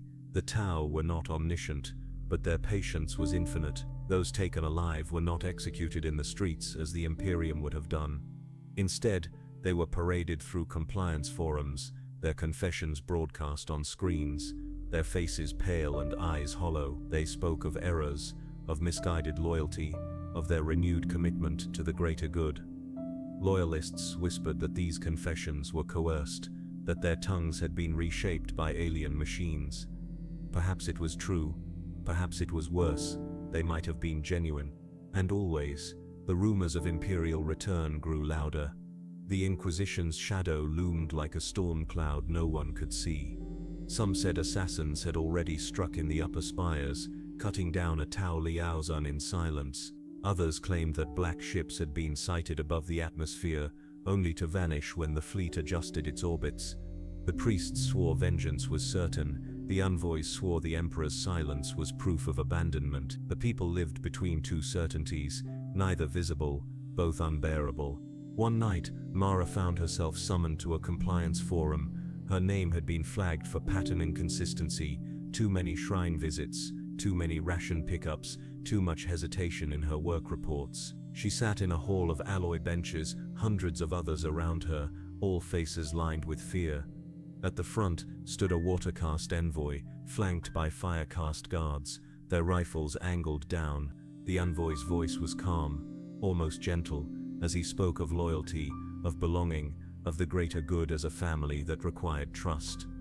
Behind him, a screen displayed graphs and numbers, metrics of compliance, data of suspicion. Each case was reviewed, each person asked to declare themselves openly. Most did. They bowed their heads, swore allegiance, accepted the wristband reset. A few hesitated. They were taken away. No screams, no blood. Just take. When Mara's turn came, she felt her throat close. The envoy asked her name, her work, her loyalties. Her niece's face flashed in her mind, her father's candle, her sister's proud Gevesa uniform. She spoke the words that were expected. She swore to the greater good. The wristband on her arm pulsed green. The hall applauded softly, a sound more chilling than silence. She walked home with her niece at her side, her hands trembling, her heart numb. For the first time, she understood fully what it meant, not just to live under the machinery, but to be part of it. Resistance was not crushed. It was eroded, reshaped, harmonized. And yet, in the alleys that night, a new hymn echoed, soft but unbroken, the sound of voices swearing that terror still watched, that the Emperor's silence was only the pause before his roar. The machinery could not stop that sound. Not yet. The shadows became substance. What had been whispers of inquisitorial eyes hardened into stories with names, faces, blood. A Tau patrol found a watercast Liaozun slumped in his quarters, throat cut with a blade of imperial pattern. A Givza officer vanished during night rounds, her body later discovered in a shrine crypt, stripped of her uniform and draped beneath a cracked aquila. These were not the clumsy strikes of starving zealots. They were clean, efficient, precise. The people began to murmur a new name. The eyes of terror are here. The machinery reacted with its first visible tightening.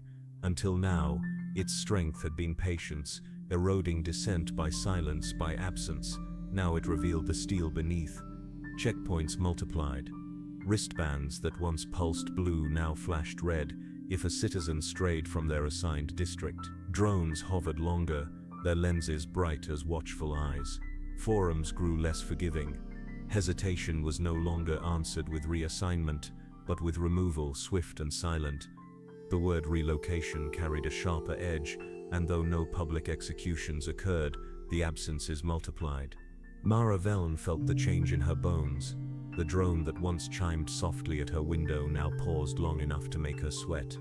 Her niece, still young enough to be delighted by language lessons, returned from school one evening clutching a tablet filled with Tau script. When Mara asked what she had learned, the child recited not only numbers and words, but also a pledge: the greater good is the path, we walk it together, we are never alone. Mara kissed her forehead, but her stomach twisted. The words had the shape of a prayer, but not one that belonged to terror. Resistance flared brighter in response.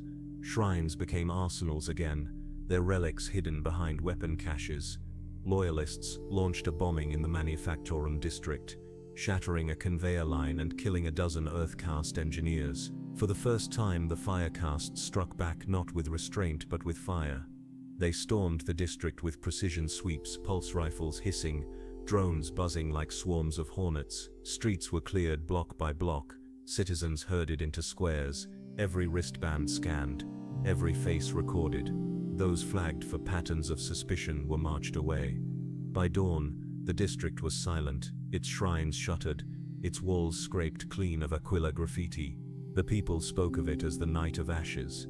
Some swore hundreds were taken, others whispered thousands. None returned. After that night, the Loyalists no longer fought in crowds. They became shadows themselves, blades in alleys, saboteurs in the dark. Their hymns grew quieter but more venomous, sung not in defiance but in secrecy, whispered like curses that cut deeper for being unseen. The Tau adjusted. For every priest dragged into the dark, they raised another monument of alloy, another clinic staffed with smiling Duvesa. For every act of sabotage, they expanded ration allotments in compliant districts, turning loyalty into reward. The machinery had learned to wield both hand and fist at once, comfort for those who bent, silence for those who would not. The system became less a government and more a weather, inescapable, shaping every life until resistance felt like standing against the tide. Yet the shadow of terror remained, heavier now than ever. Traders smuggled in stories of an imperial fleet gathering in nearby systems, its void ships black as judgment. Astropaths whispered of signals cutting through the warp, marked with the sigil of the Inquisition. Some citizens, broken by hunger and fear, prayed for the fleet to arrive. Others trembled, knowing that if it came, it would not distinguish between the faithful and the fallen. Exterminatus was a word too heavy for most tongues, but it lurked in every silence, every glance at the sky. Mara dreamed of fire often, sometimes of the Manufactorum's flames, sometimes of a cleansing fire from orbit. She woke each morning to her niece's laughter and her sister's prideful Gavessa uniform and wondered which fire would claim them first. At the forum she attended next, she saw an envoy speak with even colder calm than before. His words carried the edge of inevitability. The Emperor has abandoned you, we are here, the greater good is the only future that remains. Some believed him. Many pretended to, but Mara noticed how the priest beside her clenched his hands, how his lips moved in silent litany, even as he bowed to the screen. The machinery could grind bodies and shape habits, but faith remained like a splinter in the heart, small, invisible, impossible to remove without tearing the flesh apart. And so the city lived in a silence filled with two certainties: that the greater good had already won, that the Emperor's vengeance was already on its way. Between those two truths, every soul waited, trembling for which shadow would fall first. The machinery revealed its true teeth when the first public trial was staged. Until then, compliance had been managed with quiet relocations, silent disappearances, the soft weight of absence. But the assassinations of Tau liaisons and the bombing of Manufactorums had cut too deeply. The envoys declared that clarity must be seen, and so they assembled the city in the plaza where the envoys' first words had once been spoken. Screens bloomed across walls like watchful eyes. Drones formed a ring above the crowd, humming low, their lenses reflecting thousands of faces. Firecast troopers stood in lines sharp as blades, their rifles angled not at the people but into the air, a warning more eloquent than threats. At the center, beneath the alloy monument of the dead, 3 prisoners knelt, a priest, a Guavsa, deserter, and a Hab worker caught smuggling weapons into a shrine. The watercast envoy's voice was calm, almost sorrowful, as he spoke of harmony betrayed, of gifts spurned, of patience tested. The priest's litany was cut short by a pulse of static. The deserter wept openly. The worker stared blankly at the stone beneath her knees. Each was asked to renounce their crimes to accept harmonization. 2 did. Their voices broke, their faces hollow. But they spoke the words, the priest did not. He spat, eyes blazing, and cried aloud that terror would burn the Xenos, that the Emperor's wrath was already descending. For the first time, the Firecast raised their rifles. The plaza froze. 1 command, 1 shot, and the priest's body fell smoking against the monument. The silence that followed was heavier than any hymn. From that day forward, the machinery ceased pretending to be gentle. Wristbands tightened into shackles. They pulsed, now not only with status but with location. Every citizen tracked in constant rhythm. Those who tampered with them vanished overnight, their habs stripped clean by dawn. Compliance forums grew harsher, questions sharper, hesitation punished immediately. The envoys no longer asked for declarations of loyalty. They demanded them. The Firecast stood closer now, not as silent shadows but as walls of alloy and discipline. And yet, the Inquisition's shadow grew heavier. Loyalist whispers claimed the priest's death had reached Terra's ears, that black ships were already inbound, their holds filled with fire. Some claimed an inquisitor walked among them, cloaked in the face of a merchant or a soldier, gathering evidence, preparing the planet's final judgment. Others prayed that the Tau's calm would shatter when the sky lit with imperial wrath. Hope and terror mingled until they were indistinguishable. Mara Vellen's world shrank to the size of her wristband. Each morning it pulsed green when she reported to her work tier. Each evening it pulsed blue when she queued for rations with her niece. She felt its hum in her bones, a constant reminder that every step was recorded, every hesitation noted. Her sister thrived, proud in her Gevisa uniform, her eyes alight with the certainty of belonging. Her niece flourished in Tau schools, speaking words Mara could not understand, reciting pledges with the ease of nursery rhymes, and Mara's father's candle still burned in her dreams, flickering stubbornly against the dark. She lived in 2 worlds at once, neither of them truly her own. The breaking moment came with the sealing of the last great shrine. It had stood for centuries, a cathedral carved into the bones of the hive, its spire blackened by smoke, but still proud, still defiant. The Ministorum had fought for it bitterly, its priests turning the catacombs into a fortress of relics and hymns. But the Tau came not with fire but with precision. They surrounded it, cut its power lines, blocked its aqueducts. For 3 days the faithful chanted in the dark, candles flickering, relics raised high. On the 4th day the doors opened, and the people stumbled out, starved, broken, clutching their children. The shrine's spire was sealed in alloy, its bells silenced forever. The city watched in silence. Some wept, others cheered. Most simply bowed their heads and carried on. The machinery had closed its final circuit. Resistance had not been eradicated. It had been starved, suffocated, drowned until its bones cracked. Only shadows remained, moving in alleys, whispering in cracks. Faith survived, but in fragments, embers too weak to light a fire. Above, the Tau fleet gleamed like a crown. Below, the people moved in measured rhythms, their lives catalogued, their choices reduced to compliance or disappearance. The envoy spoke of unity, of peace, of a dawn unshackled from terror's cruelty. Their words carried across screens, echoed by translators, recorded by drones. And the people listened, not because they believed but because listening was survival. Yet still at night, candles flickered behind shuttered windows. Still hymns were whispered in stairwells, where drones did not linger. Still prayers were carved into the undersides of ration crates, scratched into metal where only the desperate would see. The Emperor was silent, but silence was not absence. Silence was waiting. Mara held her niece close as the child slept. her small wristband pulsing softly with the glow of compliance. She stared at it until her eyes blurred, then turned to the window. Far above, the Tau ships glimmered like new stars. She wondered which fire would fall first, the cleansing wrath of terror, or the steady assimilation of the greater good.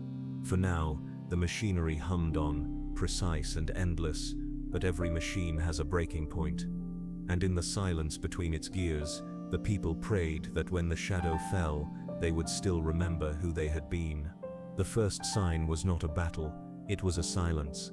For weeks the city had grown accustomed to the drone's hum, the daily chimes that measured out life in clean intervals. Then, one morning, they did not come. No sound, no glow, no pulse of blue light sweeping the windows. The people stirred uneasily, waiting for the rhythm to resume, but the sky remained still.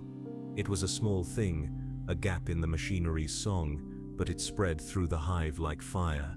If the machine could falter, then perhaps it could fail. By dusk, rumors swarmed louder than the absence itself.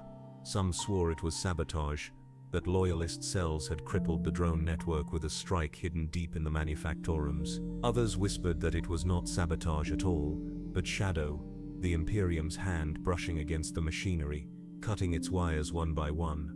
Children whispered about black ships above the clouds, cloaked and waiting, their guns heavy with judgment. In shrines sealed and forgotten, priests raised their voices in hymns of triumph, declaring the Emperor's gaze had returned. In clinics, Uvesa officers reassured nervous patients that the lapse was temporary, but the fear was plain even in their eyes. The next blow came at midnight. A supply convoy of skimmers moving through the southern tiers erupted in fire, explosions hammering the narrow avenues, their glow painting the hab blocks crimson. Witnesses said it was too precise to be a mob's work. The explosives struck each skimmer in sequence, not a single blast wasted. Firecast reinforcements arrived within minutes, rifles cutting down the shadows, but the attackers were already gone. Not zealots this time. Professionals. The whispers grew sharper, the eyes of terror are here. The machinery responded with severity unseen. Until then, entire districts were locked down, corridors sealed by grav fields, rations withheld until compliance reports surged upward again. Wristbands pulsed red, summoning hundreds to forums where envoys spoke with voices colder than stone. They promised protection, but their eyes betrayed fear. The greater good had been challenged not by hunger or prayer, but by something the Tau had never wished to name, the Imperium's wrath. Mara Veln felt the change in every step. Her work assignment was doubled, her ration line halved. Patrols prowled the streets with rifles ready, their drones casting pale light into windows. Her sister returned from her Gavisa barracks with stories of sabotage, her pride shaken, her words brittle. Her niece still laughed, still practiced her words with childlike joy, but Mara heard an edge in the lessons: obedience, unity, vigilance. The words pressed tighter now, less promise, more change. One evening, she walked past the plaza and saw the monument scarred. Someone had scrawled the Aquila across its base, burned into alloy with acid or fire. The mark was crude, jagged, defiant. Drones hovered above it, recording, while workers scraped to erase it, yet the mark lingered in memory, carried like a banner through whispers. If the Aquila could return to stone, perhaps it could return to the sky. The breaking point came closer with each clash. Loyalist cells struck again, planting explosives in a manufactorum that had once produced weapons for terror, now retooled to build Tau machinery. The blast tore through alloy walls, killing dozens of Earthcast engineers. The retaliation was swift. The Firecast descended in force, sealing the entire tier, dragging hundreds into relocation, sealing shrines with cold precision. The people watched in silence, not daring to cheer, not daring to weep. The air itself seemed to wake. Above, the Tau fleet tightened its orbit, gleaming like a crown of knives, and beyond that, unseen but felt, loomed the possibility of Imperial arrival. Astropaths whispered in secret tongues, their eyes bleeding as they reached through the wall. Traders spoke of void ripples, of fleets assembling, of signals bearing the Inquisition's mark. No one knew if it was truth or madness, but truth no longer mattered. Belief was enough. For Mara, the breaking point was not in the plaza or the manufactorum. It came in her home, when her niece whispered in Tau tongue during her prayers, mixing alien syllables with the Emperor's name. Mara's sister smiled proudly, but Mara's blood ran cold. The machinery had not only shaped schedules, ration lines, and manufactorums, it was shaping souls, and once a soul was shaped, could it ever be unmade? The silence of the drones returned the next morning, chimes resuming as if nothing had passed, but something had passed. Something irreversible. The rhythm no longer felt eternal, it felt fragile, as though one more strike, one more fire, one more shadow from the sky could shatter it forever. And everyone, Tau, loyalist, and those caught between, waited for the sound that would follow. The hum of machinery rebuilt or the roar of fire descending from above. Sabotage learned the city's arteries and cut them with a surgeon's certainty. Power relays failed in a sequence that traced a crooked crescent across 3 tiers, not enough to plunge districts into panic, but enough to force the machinery to cough and stutter. Water mains ruptured in twinned bursts so that repair crews had to choose which flood to staunch first. A convoy of med skimmers was diverted by false beacons and shepherded into a dead-end gantry where charges bloomed like poisonous flowers beneath their chassis. When the smoke lifted, crates of supplies lay scattered across the platform, intact, untouched, as if the saboteurs had wanted to show they could have taken everything and simply chose not to. Precision became a message, and the message said, "We are already inside the rhythm you think controls us." The reprisals were measured at first, as if the envoys feared that too much steel would snap what remained of consent. Forums multiplied, schedules tightened, patrols doubled. The drones' lenses seemed to linger longer on faces, and the wristbands that had pulsed a calm blue now flickered with a restless heartbeat whenever a citizen strayed from their assigned corridor. The watercast spokesman still spoke of unity, but the edges of their vowels felt sharpened. The firecast stillness, once a symbol of restraint, took on a different gravity, as if statues had learned to breathe and were only waiting for a reason to move. Mara Velm felt it in small humiliations that accumulated like soot, a ration pickup delayed for verification, a work shift extended by 2 hours without explanation, a random scan that pulled her aside while her niece watched, wide-eyed, and her sister murmured to the Gevisa inspector that this was a mistake. The inspector apologized in a tone so perfectly even it sanded the apology into nothing. When Mara finally stepped back into the corridor, her niece slipped her hand into Mara's with the unquestioning trust of a child who has learned that order always resumes. Mara envied that belief. She also resented it. The Loyalists shifted tactics. Where open bombings would trigger block-wide sweeps, the new strikes were scalpel cuts into the nervous system of the city. A drone hive over a forum hall filled silently with grit. Its rotors seized, its belly sagged, and it settled to the floor with a dignified cough. A translator node at a clinic began to whisper fragments of imperial litany between reassurance and instruction, making patients cry without understanding why. Someone rewrote a scheduler's route map, so that a convoy of food skimmers traced the sign of the Aquila across 2 tiers before arriving exactly on time. No one claimed responsibility. The priests called it providence, the Tau called it a glitch and debugged the map by morning. Both names failed to catch the shape of what the city had become, a mind arguing with itself. Then came the day commerce turned into theater. Traders from the outskirts crept back into the hive with carts stacked high and eyes fixed on the sky. They brought stories with their wares. Imperial frigates glimpsed as slivers of shade against the stars, a black-hulled cruiser that had anchored in a neighboring system, a rumor of an Inquisitor whose retinue had scoured 3 moons clean with prayer and plasma. The envoys countered with open markets, prices cut, fresh produce gleaming under cold luminance. The firecast stood at the edges, rifles low, while the watercast handed children fruit with patient smiles. The message was obvious. Your future is tangible, edible, here. The Loyalists' answer rose from the crowd itself. A woman stepped forward, lifted a pomegranate the size of a fist, and smashed it under her heel. Seeds burst like rubies across the tiles. She said nothing. The market went on, but everyone remembered the sound. Mura's sister returned home that night with her uniform scuffed and her certainty bruised. A patrol had walked into an empty manufactorum hall and found candles burning in a circle around a single aquila carved into the concrete with a knife so dull it had taken hours. No explosives, no ambush, just the stubborn geometry of devotion. Why waste time? Her sister asked, half to Mura, half to herself. They could have cut a power line. They could have killed us. Instead, they made a drawing. Mura did not answer. She thought of her father's hands cracked and shaking, tracing the aquila against the window with the smoke from his candle when the drones first began to chime. She wondered which wounds hurt longer, the ones that bled, or the ones that marked. The reprisals lost their measured edge after the convoy diversion at the southern gantry.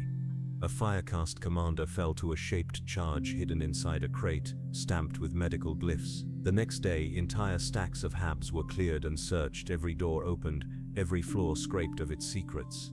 Citizens stood in corridors with their hands raised while drones wrote patient lines of data light along their bodies. A priest was found behind a wall, entombed with a breathing rig and a voxcaster, his bones etched with prayers. He died before he could be brought to trial. The shrine above his vault was sealed with alloy sheets, while a watercast envoy eulogized civic unity through a translator that hummed like a hive. The words were clean. The silence afterward was not. Children continued to learn. They always do. Mara's niece practiced calligraphy on a slate that mirrored each Tau character with a Gothic twin, her tongue sticking from the corner of her mouth as she traced each line. When she finished, she turned the slate and showed an extra line at the bottom. The aquila, drawn with a child's hand, 2 wings, not quite symmetrical, a double-headed bird whose faces were ovals with dots for eyes. "We drew both," she said, proud of balance. Mara felt the room tilt as if gravity had shifted its loyalties. She kissed the child's hair and praised the letters. She did not mention the bird. That night, the city shuddered. Not from a bomb, not from riot, but from the deep, stomach-sick thrum of engines cutting the air from above.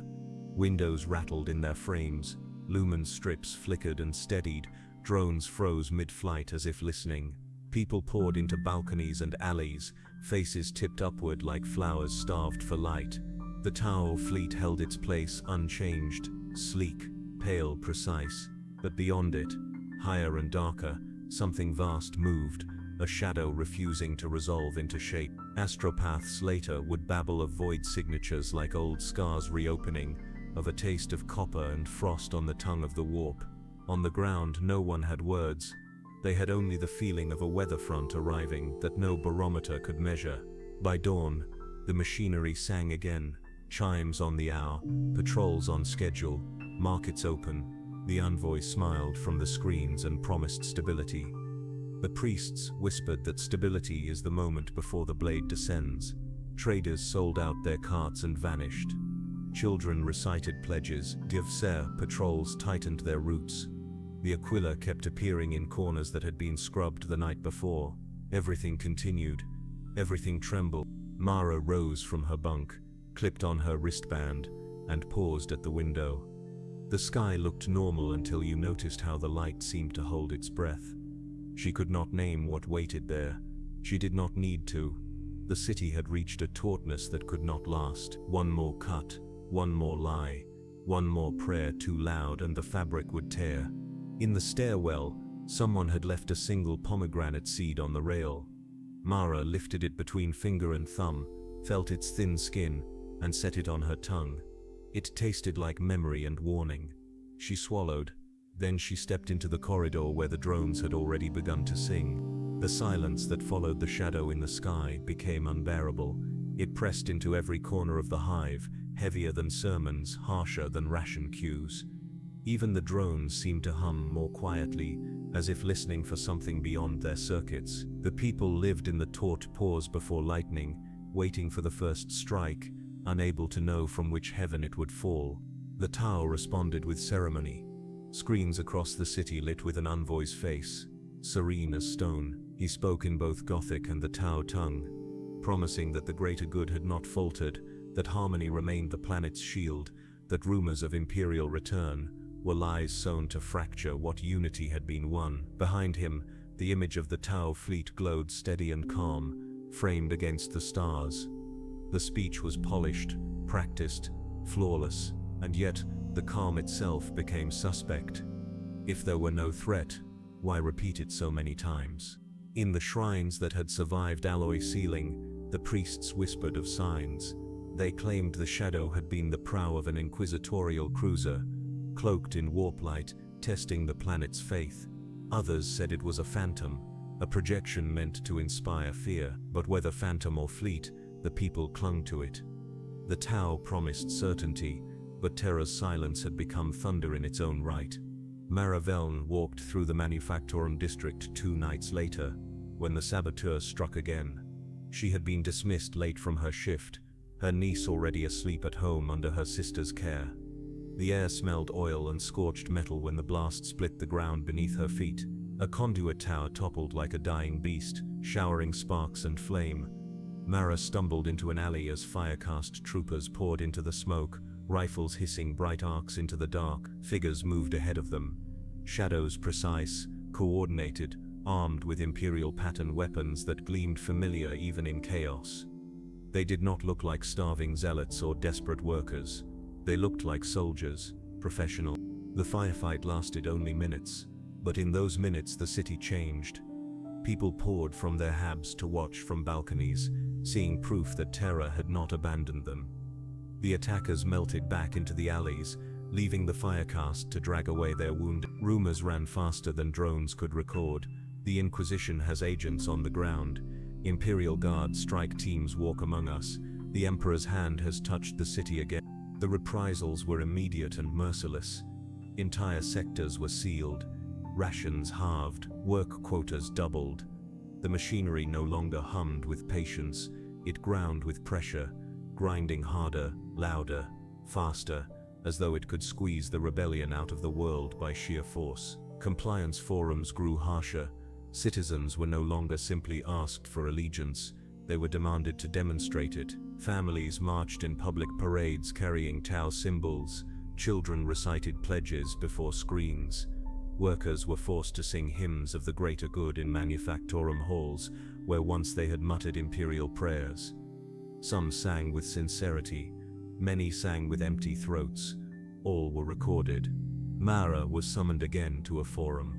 This time, the envoy did not speak softly. He listed her work shifts, her ration pickups, her shrine visits, her pauses between answers in previous forums, all recorded, all analyzed, all weighed. He asked her, not if she swore to the greater good, but how she would prove it. She had no answer. Her sister stepped forward, uniform bright, voice firm, declaring Mara's loyalty in her stead. The wristband pulsed green. Mara felt both relief and a sickness that sank deep into her bones. That night, she sat awake beside her niece, listening to the drones outside, wondering which shadow would come first, the fleet above or the purge below. The city bent under the pressure. For every act of sabotage, the Tau's grip grew harder. For every new restriction, the loyalists grew bolder. The Aquila appeared in more places, scratched into hub walls, carved into ration crates, etched into the monument's base again and again, no matter how often it was scrubbed. The Tau's symbols still gleamed brighter, painted fresh each day, projected from drones, glowing on wristbands. But brightness is not the same as belief, and belief, once sparked, is harder to extinguish than fire. The breaking point was no longer coming, it had arrived. The only question left was what shape it would take, assimilation tightening into permanence, or a storm of fire from the stars that would leave nothing but ash. The first open battle did not announce itself with horns or banners, it began with a scream. In the lower tiers, a loyalist strike team cornered a Gefsa patrol in a market square. The ambush was precise, lasfire stitched across stalls, cutting down half the squad before they could raise their rifles. The surviving auxiliaries fell back to cover, pulse shots carving blue arcs through the chaos, civilians scattered, baskets overturned, fruit and ash mingling on the cobbles. And then, for the first time since the Tau's arrival, the firefight did not stop. It grew. Shrine bells rang, not as warning, but as rally. Zealots poured into the streets with relics raised, their hymns deafening. Firecast troopers responded with disciplined volleys, squads dropping from skimmers that hissed into the square like hunting birds. The two sides clashed, not in whispers, not in alleys, but in open daylight, before hundreds of watching eyes. Maraveln stood on a balcony with her niece, clutching the child against her chest as the square below became a furnace. She saw a priest hurl himself into the line of fire, Aquila raised, only to be incinerated in a flash of blue light. She saw a Gavessa officer she recognized, one who had once handed her a ration slip, fall with his throat cut by a blade fashioned from a broken tool. She saw, worst of all, children pulled into the fray, dragged by parents to chant hymns or to carry crates of pulse ammo for the firecast. Innocence was no longer exempt. By nightfall, the market square was a graveyard. Both sides had claimed victory. Both sides had lost more than they could admit. The monument in the plaza still gleamed, but now it was surrounded by rubble, its alloy surface scarred by both las fire and pulse burns. And above it all, the shadow in the sky seemed to grow darker. The days that followed bled into one another. Loyalist cells abandoned subtle sabotage. They carried their weapons openly now, banners unfurled, Aquilas painted in blood across barricades. The Tau responded in kind, firecast forces patrolling in armored columns, drones buzzing overhead in swarms that filled the air with a constant hum. The city was no longer divided by whispers and symbols, it was divided by fire. The first manufactorum fell when loyalists seized it in a coordinated strike, executing Gavessa, supervisors, and barricading the entrances. They broadcast a message through the city's voxnet. The Emperor has returned. The Inquisition walks among us. Hold fast. For hours the manufactorum flew the Aquila, banners stitched from ragged sheets waving defiantly above its towers. The Tau responded with cold inevitability. Firecast cadres encircled the building, cutting off power, water, and when the defenders refused to yield, the cadres moved in with flame units and rail weapons. The manufactorum burned until its frame buckled, collapsing in a thunder of steel and fire. Hundreds perished inside. The Tau called it a necessary purge. The loyalists called it martyrdom. Mera's sister was deployed with the Gavessa to support the operation. She returned silent, her uniform scorched, her hand shaking. She refused to speak of what she had seen. Mera did not press her. She already knew. The city's air smelled of burned steel and charred flesh for days. Rumors of Imperial presence sharpened into near certainty. Some swore they had seen armored figures in midnight black, faces hidden, moving through the alleys with impossible precision. Others claimed to have glimpsed a rosette, the sigil of the Inquisition, pressed into wax on a captured loyalist message. Whether true or not, the belief spread faster than fire. For many, it became proof that suffering was not in vain. For others, it became terror. If the Inquisition had come, extermination might not be far behind. The Tau envoys grew harsher in their broadcasts. They warned of foreign agitators seeking to destroy unity. They promised safety only in compliance, peace only in obedience. Their words, once soft, now rang like steel striking stone, and behind every broadcast stood the firecast, their visors reflecting a city tearing itself apart. The breaking point was no longer abstract. It was written in blood on the streets, carved into the manufactorums, sung in hymns and shouted in pledges. Every choice was sharpened to a blade: stand with the Aquila and risk fire from the sky, or kneel to the greater good and live beneath a machine that hummed with inevitability.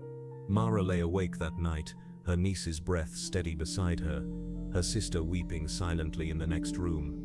Outside, drones patrolled in endless circuits, their hum like a lullaby of steel. She stared at the ceiling and knew with the cold clarity of despair that the city had crossed a threshold. There would be no return. Somewhere above, unseen but felt, the sky prepared to split open. The war announced itself in fire. It began at dawn when the sky itself tore open. Citizens woke to the sound of thunder not born of storm but of void engines. The Tau fleet gleamed above as always, pale crescents in precise formation. But behind them, beyond them, Larger shadows slid into view, ships of imperial pattern, black and gold, their hulls etched with the scars of ancient service. Some said they bore the Aquila, others swore they were painted with the Inquisitorial sigil. All agreed on one thing: terror had returned. Panic erupted through the city before the first shot was fired. Shrines overflowed with faithful screaming hymns of vengeance. Markets emptied as families fled for cover. Gevza patrols tightened their lines, rifles raised even at their neighbors. The firecast braced in formation, calm and silent, but even their discipline could not hide the unease in the tilt of their helmets. The machinery of compliance, its chimes, its schedules, its forums, did not stop, but now it sounded fragile, like an orchestra trying to play over the roar of an approaching storm. The first strike fell on the Manufactorum district. A lance of light from orbit seared through the haze, shearing a tower clean in half. The Tau fleet answered immediately, rail barrages lancing upward, meeting Imperial fire in arcs of incandescent ruin. The sky became a battlefield, and the city below was caught in the fallout. Windows shattered, rubble rained, people screamed prayers and curses alike as the heavens themselves burned. On the ground, the loyalists surged, priests led mobs into the streets, aquilas raised, chanting that the Emperor had come. Saboteurs revealed their weapons openly, striking Tau checkpoints, detonating charges that sent drones spiraling in flames. For the first time, Imperial troops appeared, armored figures in black and crimson, their bolters roaring. They moved with terrifying precision, each strike coordinated, each blow lethal. They cut through firecast lines with brutal efficiency, then vanished into alleys before the counterfire could find them. Rumors spread like fire. The Inquisition walks among us. The Guard will land next. The Emperor's wrath has begun. The Tau responded with equal severity. Firecast cadres swept block by block, purging any shrine that dared to ring its bells. Skimmers screamed through the streets, their pulse carbines cutting down mobs of zealots before they could reach the manufactorums. Clinics were transformed into strongholds, their doors barred, their medics rearmed. The watercast envoys still spoke on the screens, but their words had lost their warmth. They no longer promised harmony, they demanded submission. And the punishment for refusal was no longer relocation, it was annihilation. Maravel was caught in the middle. Her sister marched with the Gavsar, face pale but eyes determined. Her niece wept in her arms, too young to understand the difference between prayers and pledges, too frightened to sleep as the sky burned. Mara tried to keep them alive, moving from hab to alley, from alley to stairwell, dodging fire and rubble, but the city had become a maze of death. Every turn brought either zealots screaming hymns or firecast squads, sweeping with rifles raised. Every corner bore the stench of smoke and blood. The breaking point arrived in the plaza. Once it had been the site of speeches, then of trials, then of defiance. Now it became a battlefield. Loyalists surged into it carrying banners of the Aquila, chanting that the Emperor's ships had come. The firecast met them in formation, rifles leveled, drones circling. For hours the two sides clashed, wave against wall, hymn against pulse fire. Bodies piled beneath the monument until its alloy surface was slick with blood. And then, as the fighting reached its peak, the sky split again. A single Imperial cruiser, black as night, descended lower than the rest. Its silhouette blotted out the sun. From its hull came a transmission, carried on every Vox channel, every screen, every speaker across the city, a voice cold as judgment, heavy with authority. This world stands accused of apostasy. The greater good is heresy. By the will of terror and the Inquisition, all must repent or perish. The words froze the city. Loyalists screamed in triumph. Tau, envoys denounced them as lies. Guvsa faltered, torn between the fleet above and the order below. And for Mara, clutching her niece in the ruins of the plaza, the truth was unbearable. There would be no rescue, no salvation, only fire. The breaking point had come. The machinery of compliance was shattered. The Emperor's wrath had arrived, and the planet stood on the edge of annihilation, forced to choose not between peace and survival, but between two fires, one steady, one consuming. both promising to leave nothing untouched. The voice of judgment did not fade when the transmission ended. It settled over the city like dust after a collapse, thin and inescapable, coating every tongue until speech tasted of iron. Above, the cruiser's silhouette prowled the clouds, a moving wound in the sky. Below, the Tau formations shifted with a precision that looked like calm only from a distance. The plaza, once a place of vows and trials, lay broken beneath the monument that still reflected both banners in its blood-slick sheen.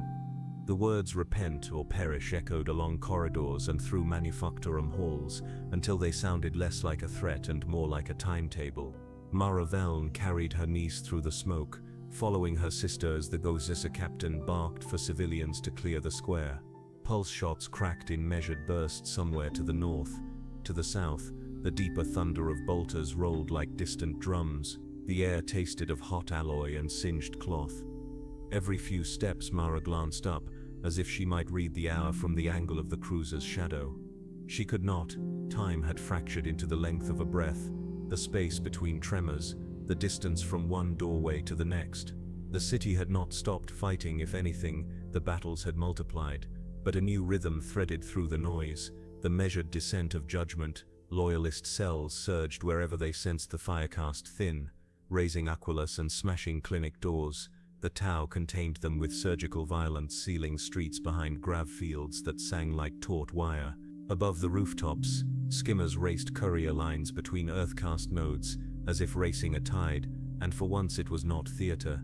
Something crucial moved in those sealed crates, and streaming data packets, evacuation protocols, defense grids, triage rosters, fallback coordinates. The greater good had calculated many futures for this world. None had expected this speed. In an underhive stairwell lit by a single swaying lumen, Mara met a woman in Ministorum Grey who pressed a wafer of stamped wax into her palm. The seal was cracked but still distinct, a stylized skull crowned by a rosette. The woman's eyes were raw with sleeplessness, and her whisper cut like a blade. Shelters in the catacombs beneath the basilica ruins. If the sky opens, go down, not up. She was gone before Mara could ask whether the Inquisition had truly sanctioned salvation for those who had walked with the Tau. Rumor made promises, catacombs made space. Neither guaranteed air.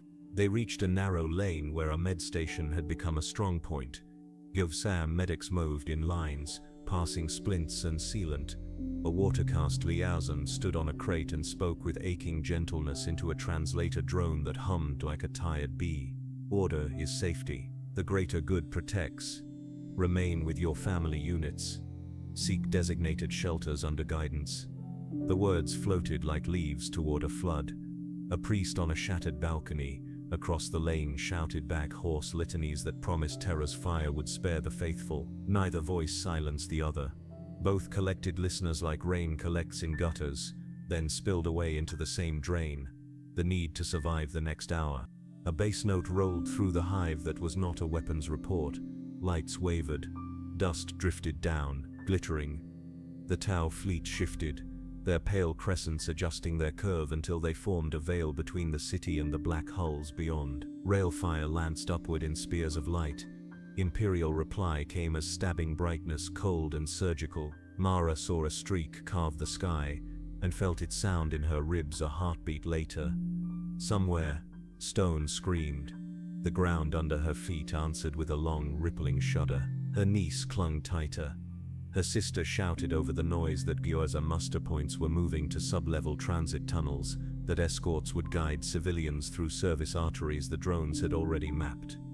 The plan sounded like breath drawn in a burning room, necessary, insufficient. They followed a corridor where the walls still carried the ghost squares of torn Aquila posters beneath fresh Tau scenage. The crowd moved as one organism with too many hearts, surging and stalling in panics that seized like cramps, then releasing as fire-cast troopers lifted palms and parted the tide. In that crush, Mara saw faces she knew from 2 lives, the shrine candle widow who had once slicked her icons to polish. While they whispered prayers over tea, the ration clerk whose steady hands had measured out alien grain while refusing to meet anyone's eyes. A boy from the manufactorum, who had fixed the guard on her press and asked no price but a smile. They all looked upward between steps, measuring the sky with the whites of their eyes. The first Imperial drop was not troops. It was a probe of light that bit a crater out of a derelict hab stack and left its edges glassy. The message was clearer than any vox. "This is how we will unmake you." The Tau answered with a lattice of shields that sparked into brief, luminous domes above key nodes, hissing as they caught falling fire and turned it into splintered radiance. Cheers rose and died in the same breath. The lattice held in one district, failed in the next, flickered in the third. The defense grid was brilliant, spread too thin. In a service tunnel thick with the smell of oil and old water, the convoy halted. A brace of Earth-cast engineers swarmed a junction box, hands moving in a choreography that looked like prayer's mechanical twin. The liaison stood near Mara and spoke to no one and everyone at once. "We will not abandon you. The greater good does not abandon." He did not raise his voice. He did not need to. The people had learned to hear calm the way animals hear weather. The tunnel trembled lightly, dust pinwheeling. Somewhere a child laughed at the way it tickled the nose, then began to cry. A hiss cut the air. Not pulse, not lass. Bolter. Close. The sound drove a wedge through the herd of bodies. A firecast trooper, at the mouth of the tunnel, staggered. Ceramite caved in. Blue light bleeding from a ruptured seam. Shapes moved at the edge of vision. Black armored, sure, quick as intent, and then were gone into the maze of ducks. The trooper collapsed without a sound. The liaison's face did not change, but his hands trembled as he reached for the fallen man's rifle and passed it to another. Calm can be a mask. It can also be courage unable to afford a tremor. The convoy moved again, pushed by fear and pulled by orders. Mara pressed the wax wafer against her skin until the rosette's edge left a dent. She thought of her father's candle and of the pomegranate seed she had swallowed and of the child asleep against her shoulder who now murmured syllables from 2 alphabets in her dreams. Above them, the fleets wrote equations in light. Below, the city tried to solve for survival with a pencil that kept snapping at the point. When they reached the transit hub, the ceiling shook hard enough to send hairline cracks across the tiles. Someone screamed that the skies were opening, that the word spoken from orbit had come to collect its due. A wave of bodies broke toward the far stairs, then recoiled as Tau troopers sealed the exit and redirected the flow toward deeper tunnels that smelled of ancient stone. The firecast did not shout. They pointed. The crowd obeyed, not out of faith, but because the deepest part of the hive remembered which way led to cold and which to fire. Behind them, the plaza caught another lance, and the monument finally toppled. It fell with the slow dignity of a king losing his crown. Alloy sighing, names grinding into dust. The sound reached the hub a breath later, a long, exhausted exhale. Mara did not look back. She gripped her niece, followed her sister, and stepped into the dark where the stairs fell away toward the bones of the world. Above, the sky brightened with a light that had no warmth. Below, voices began to pray in 2 languages at once. Between them, the city poised on the thin edge of a choice that was no longer a choice at all. The catacombs breathed like lungs too long forgotten. Mara Veln followed the press of bodies downward, one arm locked around her niece, the other brushing the damp stone for balance. The air was thick with the smell of mold and the ghosts of incense burned centuries ago. Every step echoed like a heartbeat, multiplied by thousands of boots, sandals and bare feet shuffling over ancient stairs. The further they descended, the fainter the chimes of the drones became, until only the whispers of the faithful and the sobs of children filled the dark. The tunnels widened into caverns once carved as crypts, candles guttered in alcoves, the wax pooling at the feet of long-dead saints whose names had worn smooth on their plaques. Here, the priests regained their voices. They cried hymns into the dark, their chants bouncing from wall to wall, until it felt as though terror herself had awoken to walk among them. The Aquila was everywhere, scratched into walls with knives, daubed in soot, stitched into banners raised high in hands that shook from hunger but not from fear. Yet not all eyes turned upward in faith. Tow drones glided at the edges of the crowd, their lenses glowing faint blue, watching, recording. Firecast troopers moved in the tunnels like shadows with rifles. Their restraint was remarkable, no shots fired, No throats cut, not yet, but the message was plain. The greater good had followed them underground. The catacombs were no longer sanctuary, they were just another corridor in the machinery. Above, the thunder grew louder. Every few minutes the earth shivered, dust filtering down like gray snow. Once, a shockwave cracked a vault ceiling, sending fragments tumbling. The crowd surged, pressed against the stone until people screamed. Gevso officers forced calm with level voices, guiding the press back into order, but their eyes betrayed panic. Even beneath the earth no one felt safe. Rumors slithered through the tunnels, faster than truth.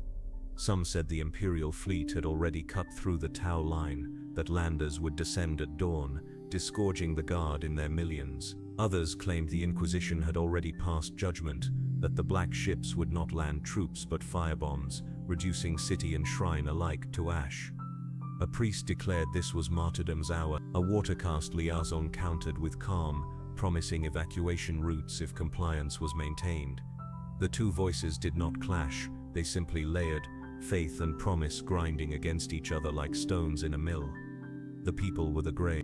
Mara sat on the cold floor, her niece curled against her side, her sister polishing the stock of her issued pulse rifle with trembling hands, the cracked wax wafer with its rosette seal still pressed against Mara's skin. She wondered if it had been guidance or cruelty. Hope dangled like bait in a world where every path ended in fire.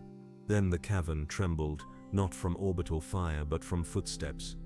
Shapes emerged at the far tunnel, their armor black, their helms stark, their weapons immense. The crowd gasped as one. These were not zealots or saboteurs, they were soldiers of the Imperium. The Inquisition had come below. They moved with terrifying certainty, bolters held low but ready, their stride unhurried, their discipline absolute. At their head walked a figure whose hood cast his face in shadow, a rosette glinting faintly against his breastplate. He raised a hand and the priests fell silent mid-hymn, as if the gesture itself carried liturgical weight. His voice was soft, but it carried, "This world has erred, but the Emperor's light still falls here. Those who renounce the alien may yet be saved." The words were not comfort, they were verdict. The watercast liaison stepped forward, calm as ever. His translator hummed, "These people are under our protection. They have chosen the greater good. Leave, before more blood is spilled." The Inquisitor's head tilted. "Blood is already spilled, and yours will be first." Bolters raised. Pulse rifles followed. The cavern balanced on the edge of annihilation. Mara clutched her niece tighter, heart hammering, torn between two fires that promised salvation and offered only ruin. Above, the thunder of ships continued. Below, the first trigger fingers tightened. The fire from the sky had found its mirror in the fire beneath the earth. The air in the cavern froze. For one long heartbeat, neither side moved. The Inquisitor's black-armored retinue stood as statues, bolters raised, eyes hidden behind lenses that glowed faintly red in the candlelight. Opposite them, the Firecast troopers formed a wall of alloy and discipline, pulse rifles humming, their drones hanging overhead like wasps straining at invisible leashes. Between the two lines, the people crouched in fear, clutching children, icons and ration sacks, praying to whichever power they thought might listen. Mara Velm held her niece close, her sister pressed against her side, rifle trembling in her hands. She felt the cavern's air like a taut string, ready to snap with the faintest touch. Then the Inquisitor lowered his hand. His voice was calm, almost gentle, but it cut through the catacombs with the finality of a blade. "You have made your choice. So have we." The bolters roared. The cavern dissolved into thunder and fire. Explosions hurled earth and bone alike into the air. Pulse rifles answered, filling the space with blue light that burned after images into every eye. People screamed as bodies fell, the faithful crushed between two verdicts of annihilation. Statues of saints shattered, their stone faces splintering across the floor. Candles gutted out, replaced by the strobe of war. Mera's sister fired wildly, her shots joining the storm. Mera dragged her niece toward a side tunnel, ducking as fragments of rock rained from the ceiling. The noise was deafening, Lice, pulse, bolter, and screaming voices all bleeding together, until it was impossible to tell who was killing and who was dying. The catacombs were no longer sanctuary, they were a tomb being sealed in real time. The Inquisitorial stormtroopers moved like shadows, cutting through Guvesa ranks with merciless precision. One struck down a water-cast envoy with a single shot, the alien's body crumpling with its translator still humming fragments of harmony. Fire-cast warriors retaliated with grenades that lit the cavern in searing white, vaporizing both zealots and innocents caught too near. Drones swarmed, their carbines snapping, only to be blasted from the air by bolter rounds that tore them into raining shards of metal. In the chaos, Mara stumbled into a shrine alcove half-collapsed from an earlier quake. She pressed her niece against the wall, shielding her from flying debris. On the floor lay a cracked Aquila, once a relic, now just stone splintered by time and fire. The child reached for it instinctively, small fingers tracing its wings. Mara wanted to pull her hand away, but instead she let it rest there. She realized with horror and clarity alike, this was the choice shaped not by reason, not by loyalty, but by what children's hands reached for when the world fell apart. Her sister appeared at the alcove's mouth, face pale, rifle nearly empty. "They'll kill us all," she gasped. "Tau, Imperials, it doesn't matter. They don't see us, they only see enemies." She was right. Mara looked out and saw the truth. Priests and zealots cut down by the very Inquisition they had prayed for. Guisa slaughtered by the fire caste they had sworn to follow. Civilians crushed beneath the boots of both sides, their deaths written off as inevitability. The catacombs had become a mirror of the city above, two powers grinding a people into dust, their faiths and promises nothing but different shapes of fire.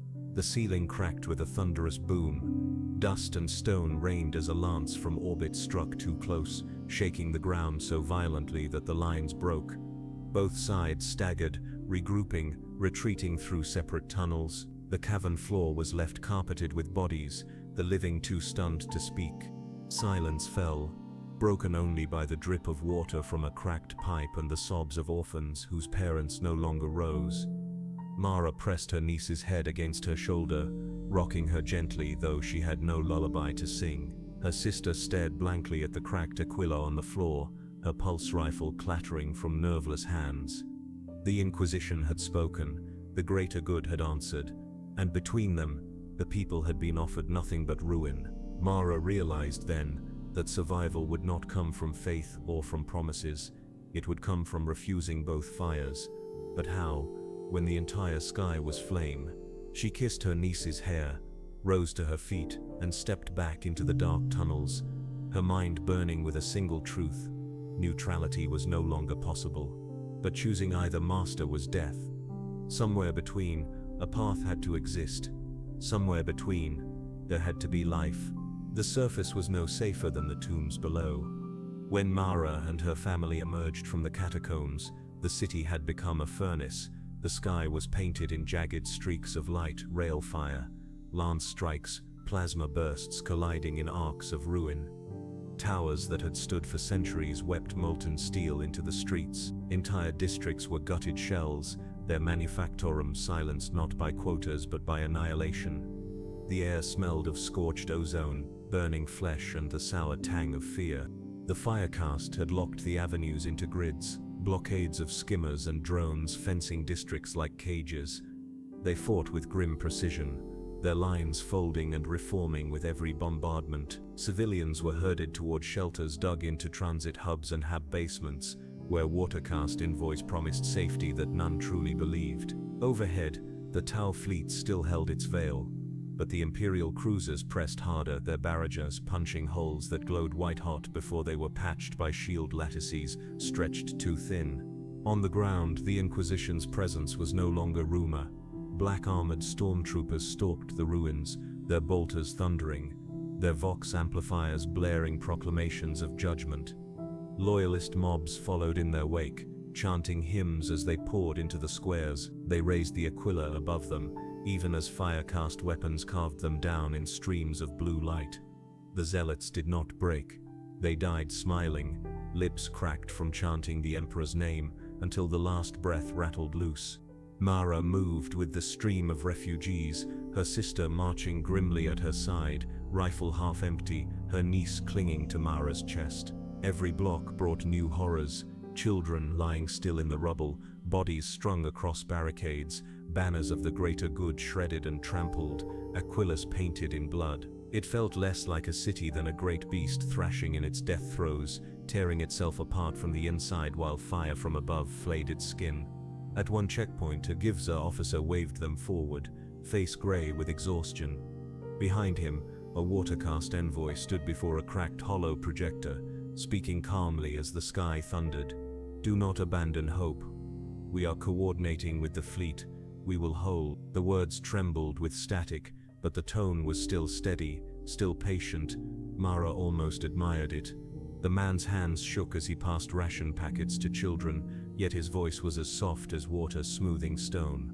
The priest who appeared on the far side of the square shattered that fragile calm. He was ragged, his robes scorched, but his voice was strong as he raised a cracked aquila in his hands.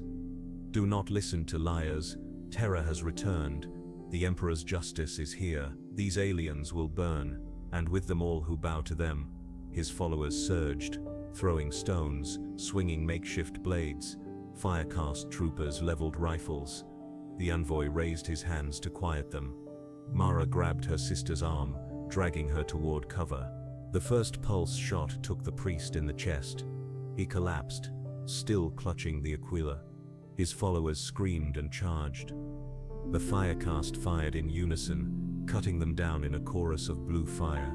Civilians fled in panic, bodies trampled underfoot. Mara shielded her niece with her own body, pressing against a wall as the square dissolved into carnage. Her sister raised her rifle but hesitated, torn between her oaths and her blood. When the smoke cleared, the aquila lay in shards on the cobbles, blackened by pulse fire. The envoy stepped forward, his voice soft. "This is what division brings. Unity is survival. Remember this." His words carried, but Mara heard something else beneath them. Despair. He was not convincing others. He was convincing himself. The roar from above silenced everything. A lance of Imperial fire hammered into the northern Manufactorum district, its towers torpings in a cascade that sent shockwaves rippling across the hive. The ground shook. Entire streets cracked. Drones spiraled out of the air, their circuits fried. The crowd screamed as the sky lit with fire so bright it turned night into day. Mara's niece buried her face against her neck, sobbing. Her sister whispered, "We can't stay here. We have to choose. Underground, or with the Gewavis." Mara looked at the burning Manufactorum, at the priest's body cooling in the square, at the envoy's trembling hands. She knew her sister was right. Survival meant choosing, but every path led toward fire, Imperial Tau or both. And then, in the distance, a rumor made flesh. A black dropship descending through smoke, its hull marked with the sigil of the Inquisition. Around it, banners of the Aquila waved in triumph, even as the Firecast moved to intercept. The war was no longer above their heads. It was here. Mara clutched her niece tighter, her heart pounding. There was no refuge left, only decisions. And every decision burned. The dropship's descent was the tolling of a bell no one could ignore.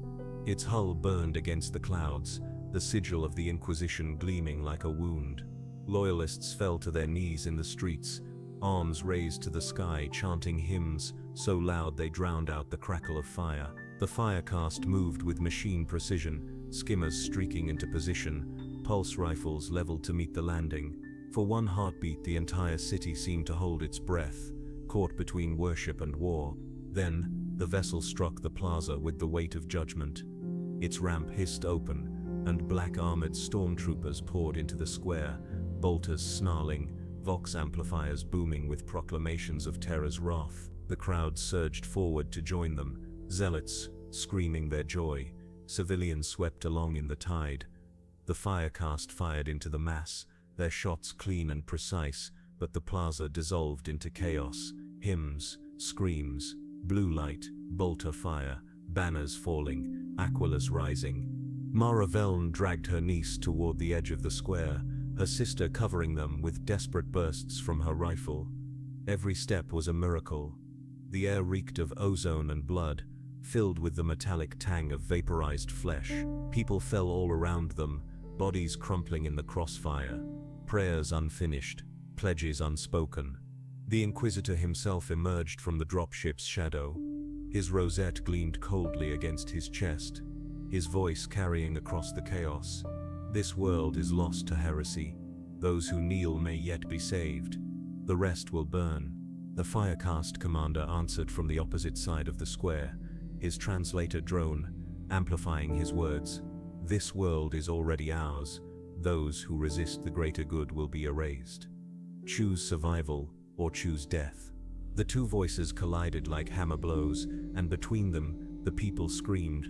The battle spread through the streets like wildfire.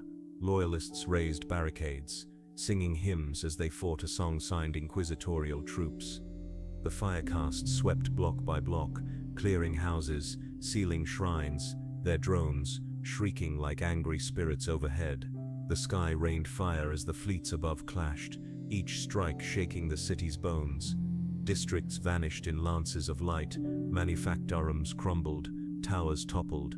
Every side promised salvation, every side delivered only death.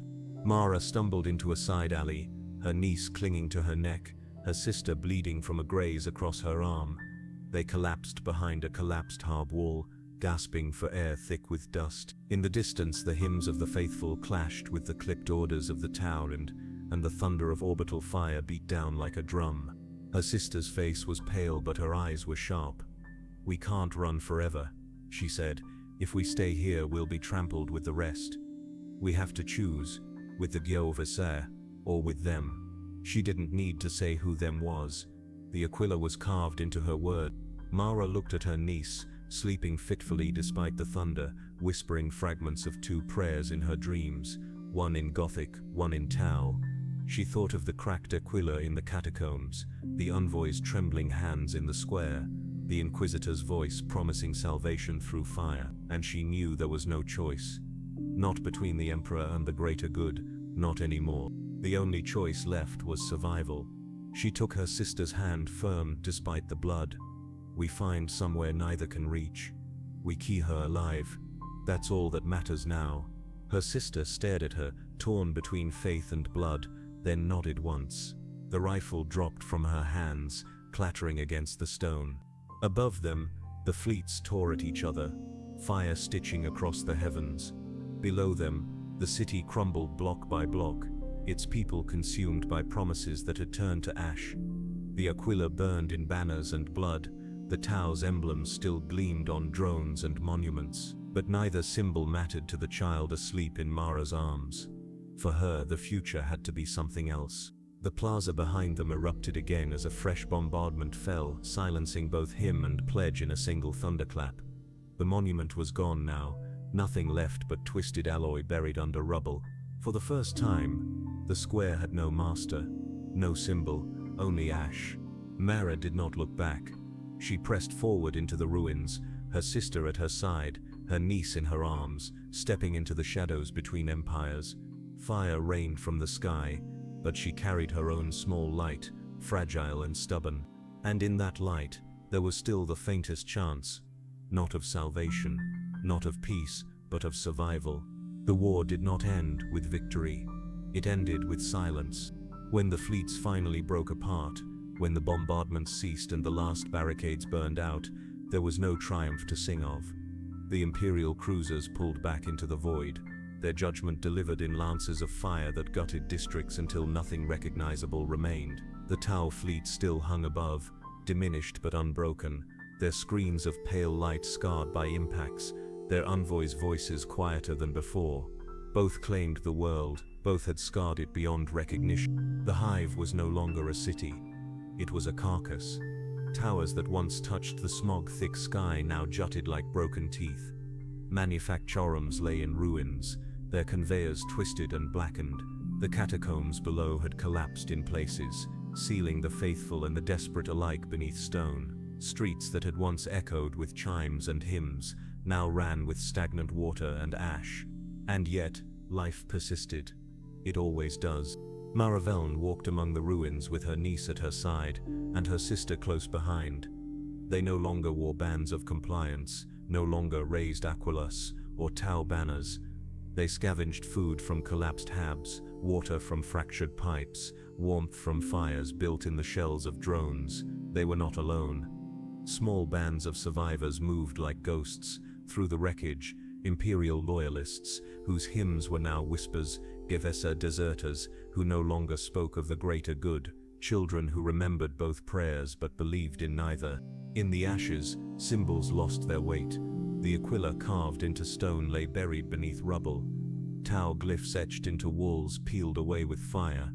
What remained was hunger, breath, the fragile persistence of children's laughter. Faith had been tested by fire and found both unyielding and fragile, strong enough to endure, too brittle to save. The Tau envoys still broadcast from their surviving nodes, promising reconstruction, harmony, a future rebuilt from ruins. The Inquisition had left behind warnings etched in fire: repent or perish, return to compliance or be cleansed. But the people had seen both promises for what they were, different shapes of the same truth. In the grim darkness of the far future there was no peace, only survival for as long as survival was permitted. Mara's niece asked her once, in the dim light of a broken hablock, which prayer they should say before sleeping. Mara looked at the cracked ceiling, at the ash drifting from fires still smoldering in the distance, and said softly, "Say both. Say neither. Say what makes you feel safe." The child closed her eyes and whispered words in two tongues, then drifted into sleep. Mara listened to the rhythm of her breath and decided that was enough. The world had joined the Tau. The Imperium had tried to take it back. In truth, neither had won. The world belonged to ashes now, and to those stubborn enough to walk among them. Above, the stars glimmered cold and indifferent. The Tau fleet still gleamed. The Imperium would return. Whether in a year, a decade, or a century, the cycle would repeat as it had on countless worlds. Fire would fall from the sky again. But in the ruins a woman carried a child who remembered two prayers, and a sister who still clutched a rifle, though she no longer raised it. And together in the narrow silence between empires they kept walking, for in the end, that is all any soul can do in Warhammer 40K. Not win, not triumph, only endure. When a planet joins the Tau, it does not find peace. When the Imperium returns, it does not bring salvation. Between the fires of two empires the people burn. Some kneel, some fight, most simply try to survive. And if survival is victory, then perhaps there is hope, even in the ashes. But in the grim darkness of the far future, hope itself is the rarest resource of all.